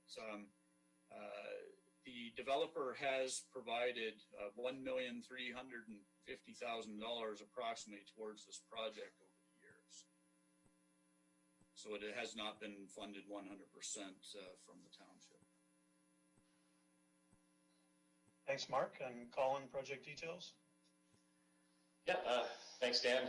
So this we've talked about this project, and it's kind of changed in scope with our latest discussions with MTO. You can kind of see where we're crossing Highway 6 there, kind of at the midpoint of the Little Tree property. I know where Dan's got his cursor there. And that's different. Earlier, it was at the intersection of Side Road 18. And of course, with the discussions with MTO, they did not want us crossing at that location and suggested that we cross further to the south outside of any future improvements to that intersection. And then also they requested that we follow an easement through the MTO's 14-meter setback along the right of way. So that's triggered us to start negotiations on an easement, a permanent easement with Little Tree. So those discussions are ongoing. We also need some temporary construction easements as well. So we've been working on those this year. We have some fairly sizable where we are crossing the highway there. We can't do that through an open cut method. The MTO, we must maintain traffic across there. So those will be tunneled using a tunneling method, which will require like a launch and receive pits on either side. And so we are looking at some temporary construction easements for that. Also closer to the existing infrastructure on Side Road 18. I don't know, Dan, if you could slide your cursor up there, just at the solid lines there. Even making those connections will be a challenge. A fairly sizable excavation at that location. It's a deep sanitary sewer. We're going to be directly impacting the entrance to Little Angels. And so it's going to be a challenge for them to, they have a lot of customer traffic, obviously, and the excavation is going to block that entrance. So we are looking at an alternate entrance to Little Angels. We're in discussions with property owner to the north, and looking at creating a temporary driveway to Little Angels as well. So with these easements, there's some additional costs associated, and hence the top up, and also with meeting MTO requirements as well. We had to do a fairly detailed geotechnical investigation to satisfy some MTO requirements, and that was completed this past year as well and submitted to MTO. So the project is moving along slowly but surely. Very optimistic that we'll be able to construct this in the 2021 construction season. Thank you. Questions from council?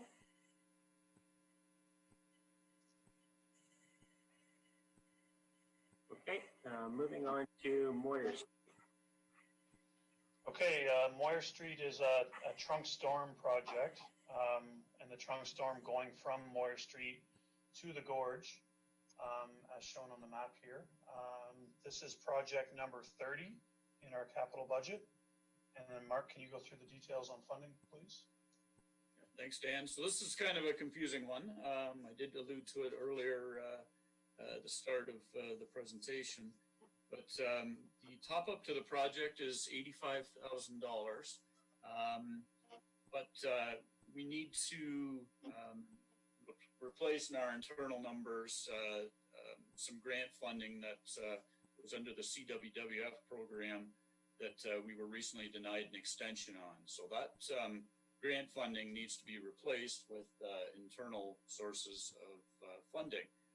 So the grant funding that we won't get is about $197,000. So with the top up $85,000, we need a amount from the general capital reserve of $281,600. The total budget remaining for the project with the top up will be $370,000, and the total budget for this whole project, since it was initiated a few years ago, will be $445,000. Thanks, Mark. And Colin with the details on the project. Yeah, thanks, Dan. So this is looking at replacing an existing trunk storm sewer, kind of bisects two properties there.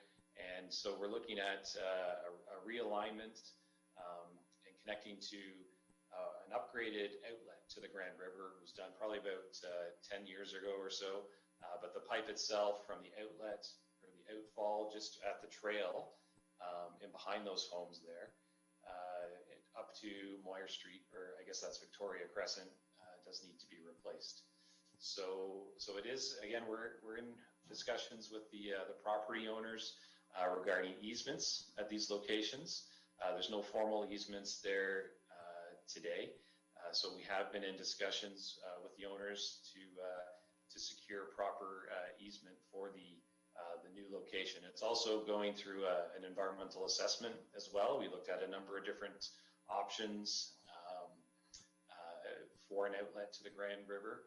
This drains a fairly significant drainage area further to the east, kind of in behind the L&M area there. There's a fairly large drainage area that this pipe that drains through.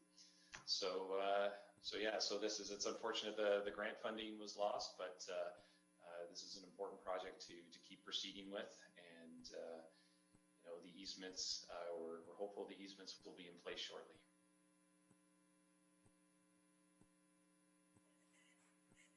Any questions from council on this one? Okay, moving on to St. George Street West.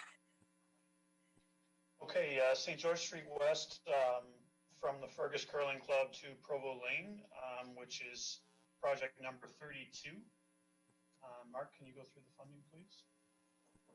Yes, it's a $315,000 budget, and it's 100% funded from wastewater reserves. Thanks, Mark. And then Colin with the project details. Yeah, thanks, Dan. So yeah, the main driver for this is we have a very shallow gravity sanitary sewer system. If you can picture the topography of the road, it's almost like a dip.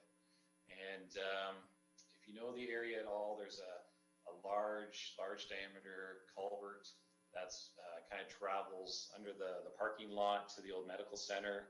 I think it's now a financial company. Travels through the Fergus Curling Club parking lot, through the library to the river. It's a large diameter culvert, and this pipe actually crosses over top of it. It's got maybe less than a meter of cover, and unfortunately it tends to freeze because it doesn't have that insulating cover.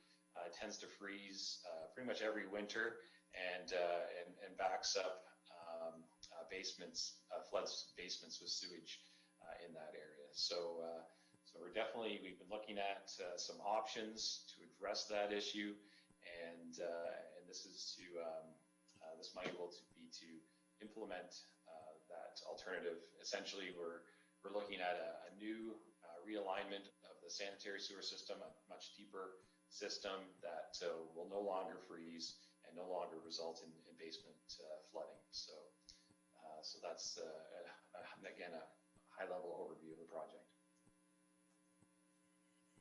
Thanks, Colin. Questions from council on this project?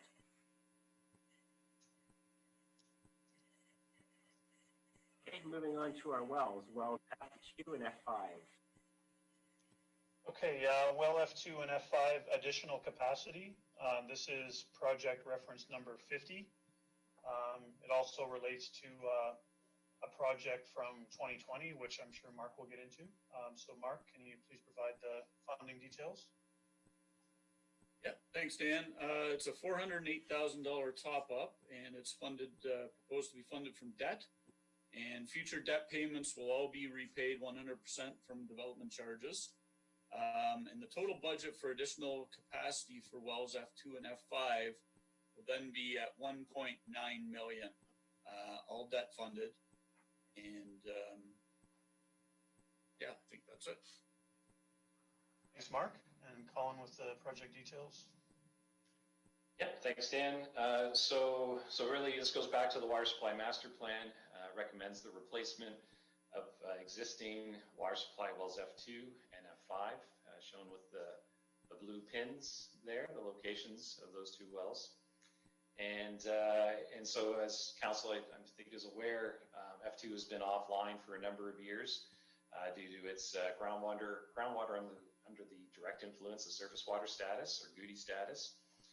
Also, our pumping rate at F5 is significantly limited due to a certain fracture that the water's drawing from generates some pretty high turbidity levels once we start increasing the pumping level at that well. So the water supply master plan looked at various options and recommend drilling deeper into the formation, into the gas bore formation, and looking for a new source of groundwater at those locations.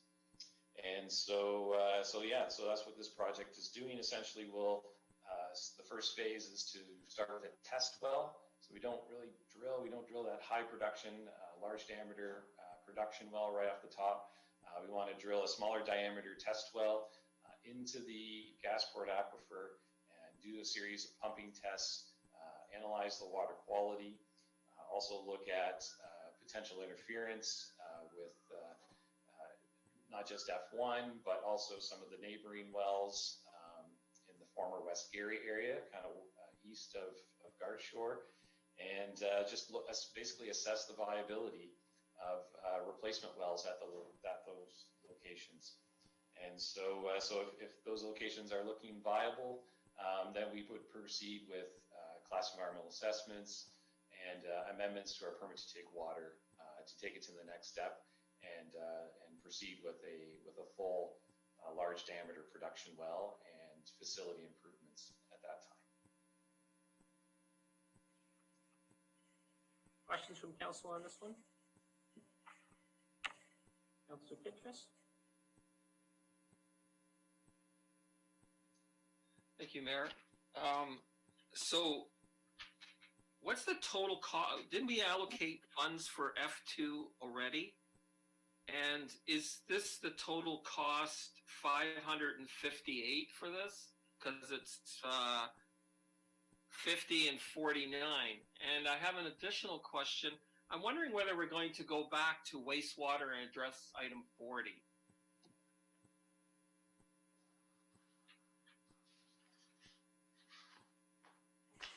Mark, you want to handle? I think you answered the first question already, but you want to repeat that? Yeah, the funding for that project is, it's a $408,000 top up, which is item 50. And it's funded from debt, and the future debt payments will be repaid with like 100% with development charges. The total budget for additional capacity for wells F2 and F5, because they were budget items last year, will be $1,905,000, and that includes the $408,000 top up in 2021. Does that clear it up? Dan, do you have a follow-up? Thanks, Mayor Linton. Just to answer Councillor Kittrus's other question, project number 40 is our last tab in this section. So we have a couple more projects to talk about, and then we'll get to the digester roof project. Anything else on F2 and F7? Or sorry, F2 and F5? Okay, let's flip to F7, staying with our well theme. Okay, Fergus Well F7 filtration project, which is reference number 46. Mark, the funding, please. Yeah, this project has a 25% growth component to it. So it's a $350,000 top up, 25% being funded from development charges, and 75% being funded from water reserves. So that cost in dollars for water reserves is $262,500. And the total amount available for this project will be approximately $1.8 million. Thanks, Mark. And then Colin with the details. Yeah, thanks, Dan. So yeah, well, F7, we're looking at a new filter or filtration system to remove iron and manganese. It's naturally occurring element within the groundwater at that location. We've seen, kind of increasing trends of iron and manganese as that well has pumped over time.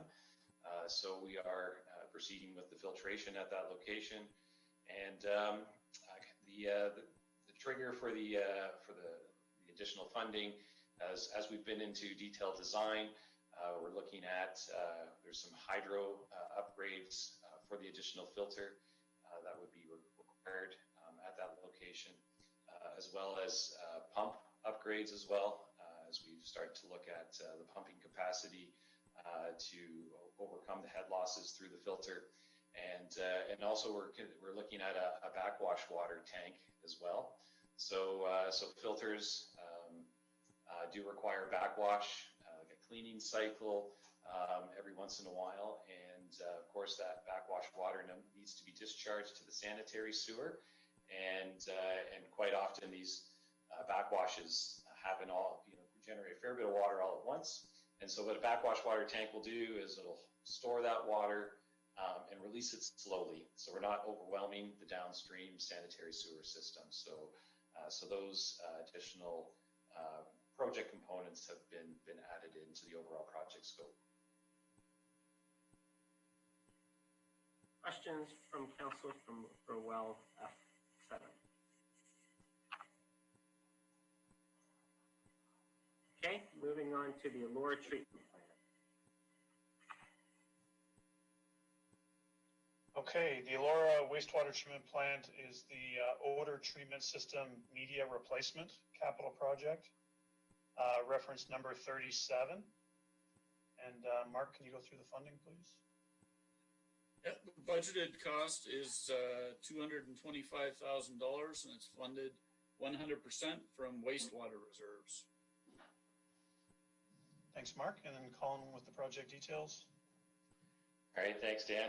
I'm gonna test your knowledge of the Elora wastewater treatment plant, Dan. So you've got the cursor. So if you can put the cursor on the influent building, it's the one kind of on the left, the most westerly building there. No, not quite, but well, I'll have to give you a tour, Dan, of the Elora wastewater treatment plant. So basically the key component of the Elora wastewater treatment plants, when it was upgraded, about 6 or 7 years ago now, was a fairly sophisticated odor control system, and called BioRem. And the BioRem system really focuses on two areas. And so, first area being the influent structure, where also the ListTech process is, where we convert the biosolids to a commercial fertilizer, and then the second building that we treat odors from is the biosolids storage building, which is kind of at the north of the plant. So the two areas highlighted in yellow in the aerial photo, the one to the north or closer to the top, treats odors from the biosolids storage building, and the smaller rectangle just below that treats odors from the influent building. And so the media that is kind of the main component of the odor treatment is carbon, and this carbon needs to be replaced after so many years. It does become spent and needs to be refreshed or replaced.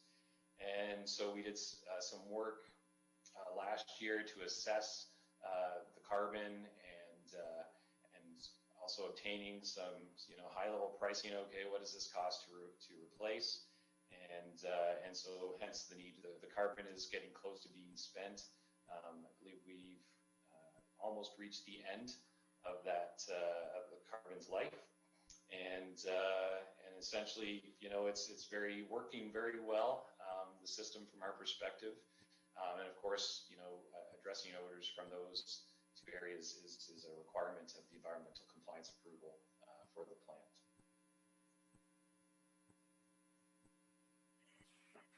Questions from the council on this one? Councilor Kittrus?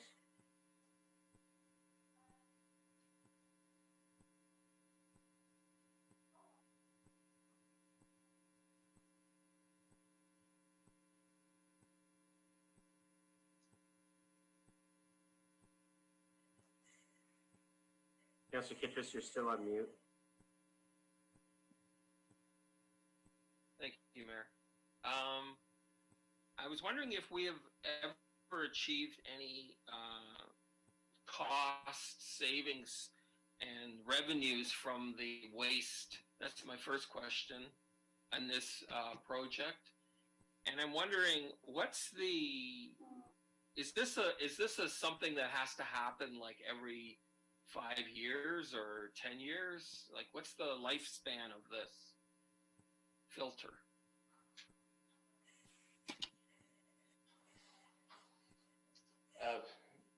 Through Mayor Linton. So cost savings from the odor controls. Not sure there's really any cost savings to be had there. This is really again a requirement of our environmental compliance approval for the facility. It was part of the approvals when the facility was built. They do an odor study for these plants. We do have residential folks that are living not too far and generally downwind of the plant. So when this plant was built, the odor controls were very important and significant investment as well in the new plant as part of the expansion. So I guess where the savings is fewer odor issues, complaints, concerns with the facility. Really, we have throughout the whole operation of those units, we really have had zero complaints in terms of odor complaints from the facility. And sorry, the second part of the question? I think it was, does this have to be done from time to time? Like, is this every 5 years or whatever? Thank you. Yes, thank you. So yes, that's right. So the carbon, just like a carbon filter, the carbon does become spent over time and will need to be replaced. We're at the 6-year point right now. So, depending on the nature of the odors going through there, I think we can expect probably every 6 or 7 years to require a replacement of that carbon. Councillor Petrus, follow on.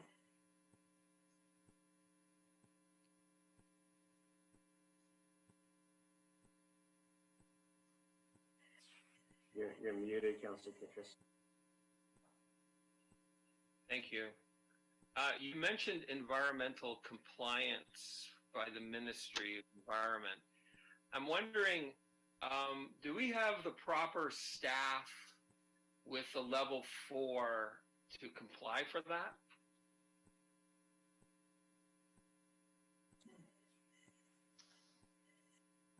Sorry, just to clarify, you're wondering if our licensed staff have the proper qualifications to operate the facilities? I guess so. I think that you're talking about the compliance, so I'm just wondering if we have a level 4 person that's required. Yeah, so yeah. So no, thanks for the question.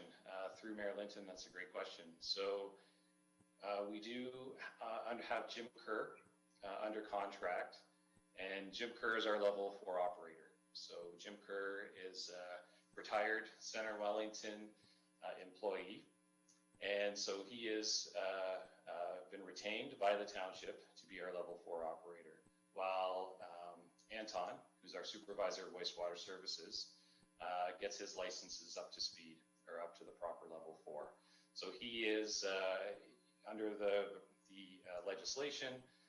Anton is permitted to be the overall responsible operator, what we call ORO, for the plants, but only a certain number of days a year. I believe it's 180 days per year. And so to fill that gap, we have retained Jim Kerr, who is very familiar with both plants. He was a long-term township employee, worked for Ontario Clean Water Agency. And so Jim Kerr is kind of overseeing and in a sense, mentoring the new crew at the wastewater services. While they get their licenses up to the appropriate levels. But of course, we are following the regulations. We have our operators with the proper level of license in accordance with the regulations and legislations, no doubt. Councillor Foster, let's make sure that we keep on focus. We're talking about projects here, not operations, okay? Councillor Foster?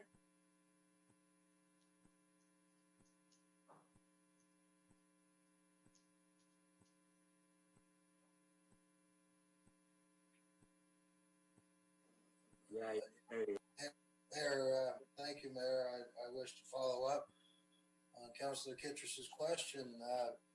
I'd like to know why didn't we replace Jimmy with a level 4 operator in the first place, and now we're contracting out to have him provide those services?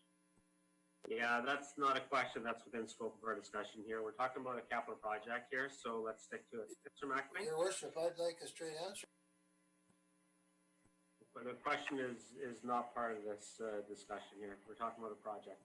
Councillor McLean? Thank you. I just want to go back to Colin's statement a few minutes ago about not having received any complaints, because we did actually receive one recently, one or two actually. And so my question is there, I'm thinking that maybe we left it a little bit too long this time to replace the carbon. Is there a early warning system or some other kind of monitoring that monitors the odor that is escaping from the plant? Just clarify the question, Colin. I think we had some concerns on the Clyde Street pumping station, but I don't think it was related to the Elora wastewater treatment plant. Can you confirm that, Colin? Yeah, that's my understanding. I personally haven't received any complaints on the Elora wastewater treatment plant. Certainly some of the pumping stations within the system, that's a different story. So, so my Sorry, accurate. you're absolutely right. I forgot whether we got the complaint. Thank you. Councillor Kittrus, did you have your hand up? No? Okay. Any other questions on this item? Okay, moving on to the last tab, the Fergus treatment plant. Thanks, Mayor Linton.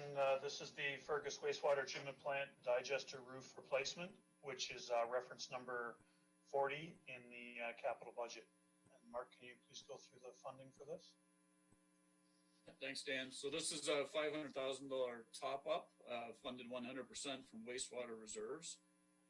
This will bring the total amount available for the project to $2,450,000. Thanks, Mark. And then Colin, the project details.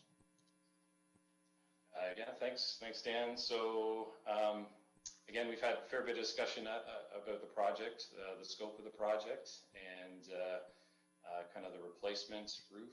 Right now, again, with the discussion at the last council meeting, I guess we're a little bit of a crossroads, I suppose, in terms of the next steps for the project and where we'll go from here. And timing, of course. We did have an RFP that was issued, RFP 30-20 for a design build contractor for the replacement of the secondary digester roof. And so that included detailed design, manufacturing delivery of a floating stainless steel gas holder roof, removal and disposal of the existing fiberglass digester roof, site assembly, construction, installation, testing, and commissioning of a new roof and related components. So again, I think just given where we're at right now with in terms of the financial summary that was presented at the previous council meeting, we're looking at additional costs to keep the project moving forward. And so we look forward to some discussion this afternoon. So I want to clarify where we're at with this project. Staff have really no direction from council. Everything was defeated at our last council meeting, so they don't have direction to go out and get more information because the deferral was defeated. We can't move ahead with the project because the project being awarded was defeated. So it's back in now the 2021 budget because the project has to happen. So we need to provide some direction to staff on this project because they need to know what to do. So the costs are laid out. I mean, if it's a matter of going back and getting some of the answers to some of the questions that came up in our last council meeting. Now that it's in the budget for 2021, it's a different item, and we can put together a resolution or recommendation that council comes back or that staff comes back with clear comparisons between the different types of roofs and the financial comparisons and everything else that councilors were concerned about. But that's where we're at. We need to provide some direction to council on this item because it just can't sit there. Anything to add to that, Andy? No, I think you've clearly outlined the predicament staff are in at this stage. The one resolution was defeated that asked for additional information back to council.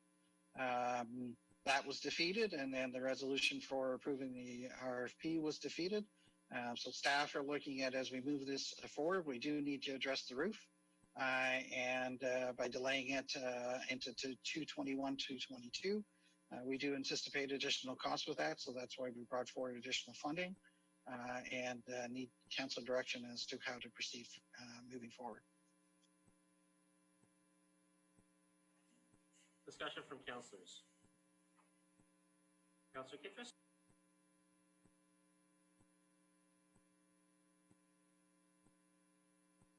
you, Mayor. My question is for Andy, and I made a request for the Jacob, Colin and Dan. I made a request for the Jacob report. That was the basis of the last resolution. And the taxpayers paid $50,000 for that. And I was just wondering if we could get that report. Because I asked on Friday, August 28th and Friday, September 4th for that report. And I was wondering if you could just forward that report.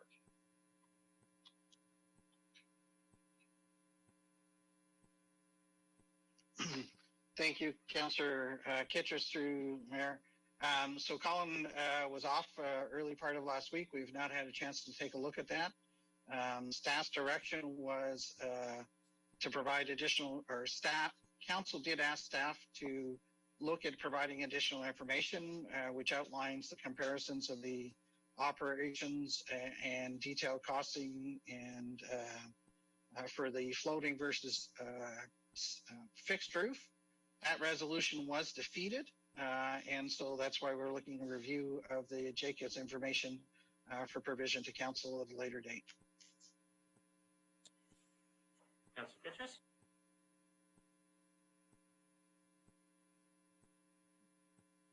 Thank you, Mayor. I'm not asking for new information. I'm only asking for the existing information that the taxpayers have paid for. I don't want to use any more staff time. I'm just asking for what was already paid for and was the basis for the previous resolution that was defeated. And so I'm just wondering if that could just be forwarded. That's what I'm asking for. I understand the resolution that was asking for more information, and that was defeated. But this is not asked. That's not the same. It's not the same thing I'm asking for.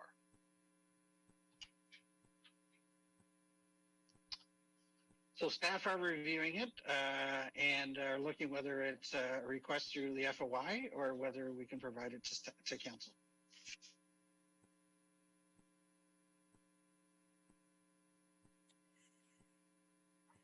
Councillor Foster?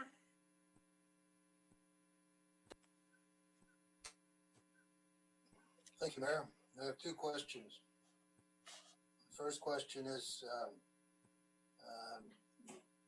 I think to Dan Wilson. Dan, you've basically tabled a budget here that includes funding for a proposal that we defeated just in the previous meeting. I don't understand why we would table a budget with funding in there for a proposal that council has already defeated, that being the floating roof. Can you help me understand that? Yes, through Mayor Linton, the recommendation that was defeated by council was to award a proposal to do the digester roof. Staff are now in a position where we need to get the project done. Colin's outlined the environmental issues and the legislative issues about doing this project, and simply not doing the project is not an option. So staff are bringing it forward. Instead of asking for an RFP award, we're asking to include a top up in the 2021 budget. So at least we can keep this conversation going with council to find a way in which we can move forward with the project, because it's something we definitely have to do.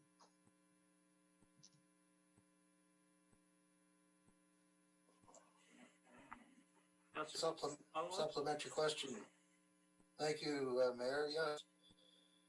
Yes, I find it a little fishy that we're funding up to 2.4 million here for the very project that also cost 2.4 million that is defeated.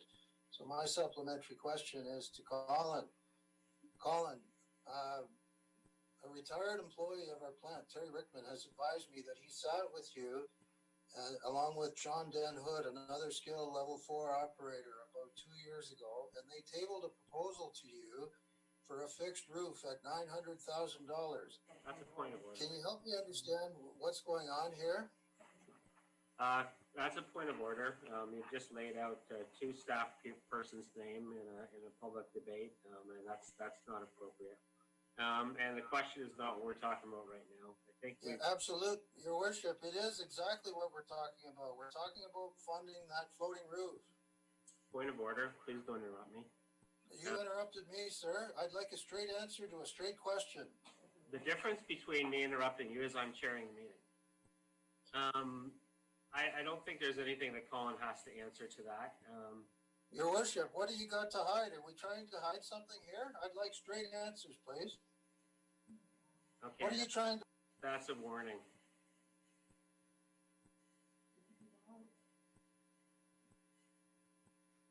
Next time I'm interrupted in the middle of my discussion, you can leave the meeting, Councillor Foster.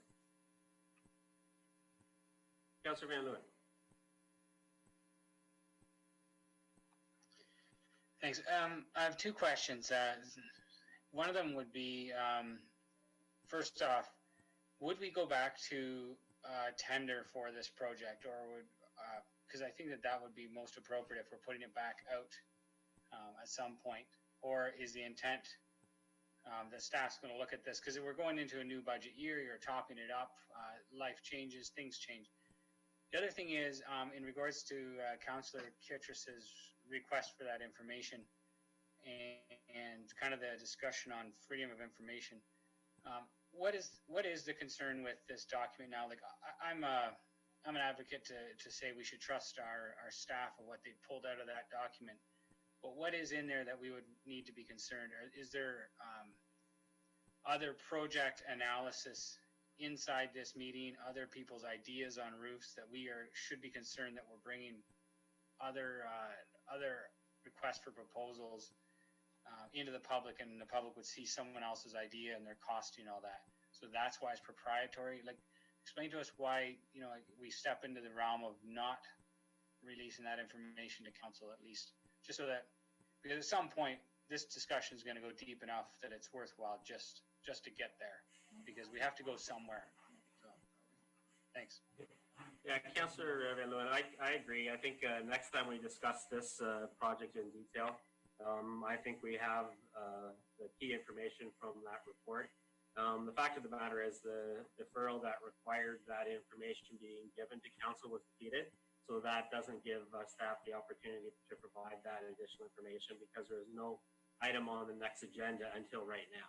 I feel like if we go ahead and we have this discussion again, we get all the information that demonstrates that there's a comparison that has already been done between the different types of roofs from an operational perspective, a capital perspective, and a functional perspective. And we should have that as council moving forward.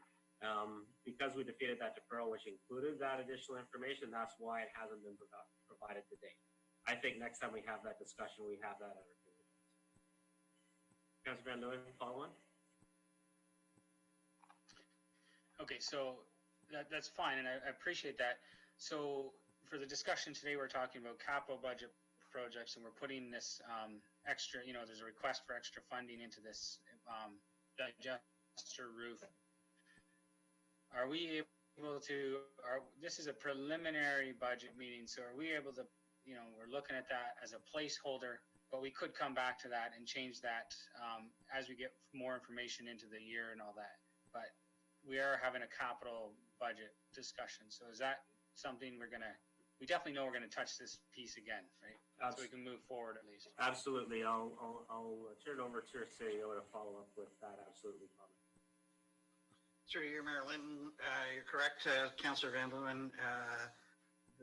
Staff, this is only a pre-budget preliminary discussion, and as we've done the last couple of years, this is only for what we know today. Council will not approve the final budget until December, is our tentative dates at this point. These are preliminary discussions to look at what we may include, what we may not include. And so Council so wishes for us to bring back a report with additional information at a future meeting. We can do that, and then this would be decided, the final deciding on allocating any funds in the 2021 budget would be decided by council at the December meetings for budget.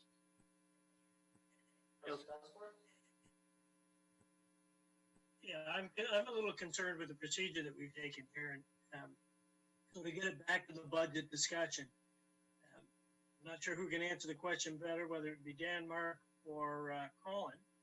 But I'm concerned that we had some discussions around the Ministry of the Environment and breaching an environmental situation where we could get ordered to replace this digester roof in an emergency situation, in which case the 500,000 you're adding to this probably will not be enough. And we need to consider that budget implication. So is that a serious possibility, Colin, that we could be fined here and ordered to change this roof by the Ministry of the Environment in between now and our budget deliberations? Yeah, through Mayor Linton, so that is a risk. Right now, we're awaiting our inspection of our wastewater facilities from the ministry. They are already aware of the issues that we have with the roof. But again, like I mentioned the last meeting, the incremental progress towards addressing the issue usually gets looked upon favorably when we're going through an inspection process. But if that's not the case, that does put the municipality at risk of receiving an order, possibly fines, if the issue isn't being addressed. Follow on, Councillor Dunsmore? Yeah, so let's follow up on that, because we're at risk of, I think we're at serious risk of getting fined. And I keep hearing a lot about level 4 operators. And I need to understand, is a level 4 operator there? They take specific courses on how to operate the facility. That's correct, I believe. But do they have any engineering credentials whatsoever? Do they have engineering, structural engineering credentials? Do they have environmental engineering credentials? What kind of engineering credentials does a level 4 operator have? Level 4 operator would be able to operate a plant, to do a design, to stamp drawings, would need to be a professional engineer licensed with the province of Ontario. And that's my concern with the Ministry of Environment, because at the last meeting we turned down a proposal by our engineers and by an engineering firm that was hired independently on the basis of level 4 operators giving advice to people. If something goes wrong with what we do based on their advice, we have nobody to fall back on with an engineering stamp or an engineer to cover the council's and the township's legal responsibility. So I think we get this information and get this thing back on the budget. But I don't think your budget implications right now are enough if we get fined for an emergency order, because the companies that are going to bid on this are going to know it's under an emergency order, and they're going to raise the price of this drastically. Okay, I'm going to call for a 5-minute recess. I'm going to ask, based on the conversation that we've had so far, I'm going to ask the clerk to put some words together as far as a resolution to effectively get more information about this project, so that we can have a more fulsome discussion with all the key information that's been done to date. So I'm going to give our clerk a 5-minute break to do that, and then we'll get back to the meeting. Take a 5-minute recess.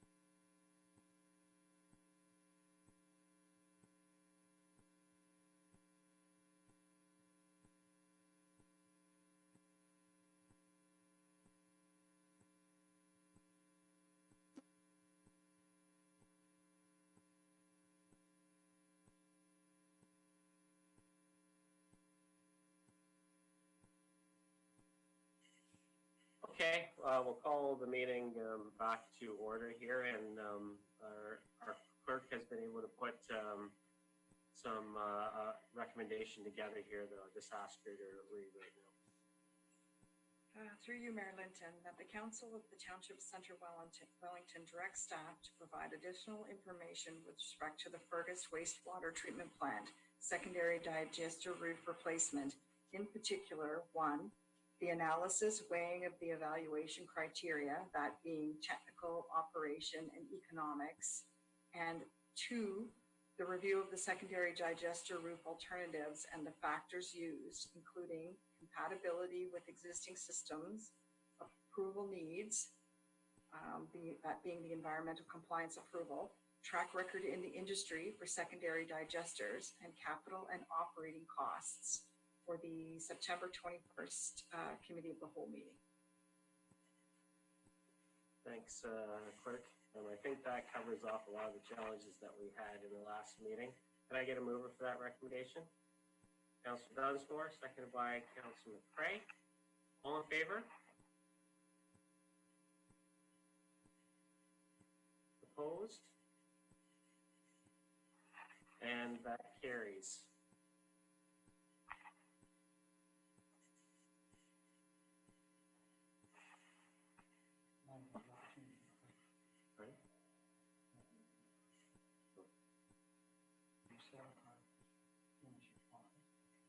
So we had a hard finish at 5.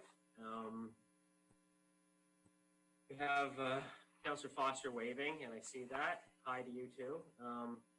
Do we have leeway to go till 5 after 5? Yes. Yeah. Is everybody okay to go for a few more minutes to give people an opportunity to comment? Yes. Okay. Councillor Kittredge.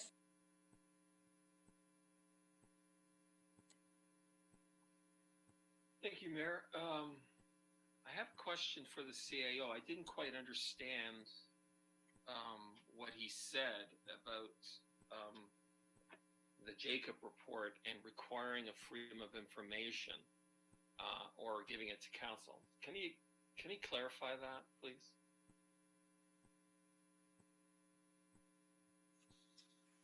The clarification, Councillor Kittredge through Mayor Linton, is that not all documentation, specifically operational documentation, does not need to be provided to council or the public. If it's in the opinion of staff that it's operational, then similar, we've had other councillors make requests through freedom of information, and then it's decided whether that information can be released to the council. We do now have resolution of council directing staff to bring back those reports, so we will be bringing them to the September 21st meeting. So there's no need to go through the freedom of information. Councillor Foster. Thank you, Mayor. First of all, Mayor, I'd like to point out that you called that question with no discussion on it, and I believe that is out of order. Why would we not have discussion after a movement and a seconder? Second of all, you have called the question. I'd like to, I've asked this a number of times. We have had a level 4 operator, a previous employee, and a level 2 operator, a retired employee, being John Denhood and Terry Rickman. They tabled a report to our Director of Infrastructure about 2 years ago with a proposal for a fixed roof at $900,000. I want to have a copy of those minutes, and I'd like a full analysis, and I'd like to know why we didn't do it. We're using compliance with the ministry as justification, and yet this thing has been leaking for 5 years.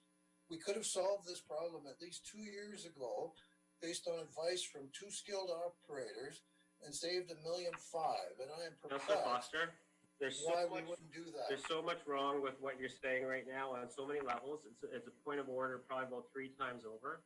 I'm not even going to get into it right now, but you don't name people's names. We're not talking about that. That's not on the agenda right now. So I don't know what the point is of your question. Let's get the information. Just a lack of respect that's being shown for our staff. Anything else from council? Councilor Kittrus? Thank you, Mayor. I guess I have to ask Colin. Was there a report given to you 2 years ago by some employees? It's still out of order. It doesn't matter who's asking the question, Councilor Kittrus. Like, it's not on the agenda. Our staff don't have to answer questions like that. And so I'm calling that one out of order as well, because the same thing with Councilor Foster gave it. That concludes our business for today. Can I have a motion to adjourn? Councilor Kittrus, seconded by Councilor Dunsmore. All in favor? And that's carried. Have a lovely evening.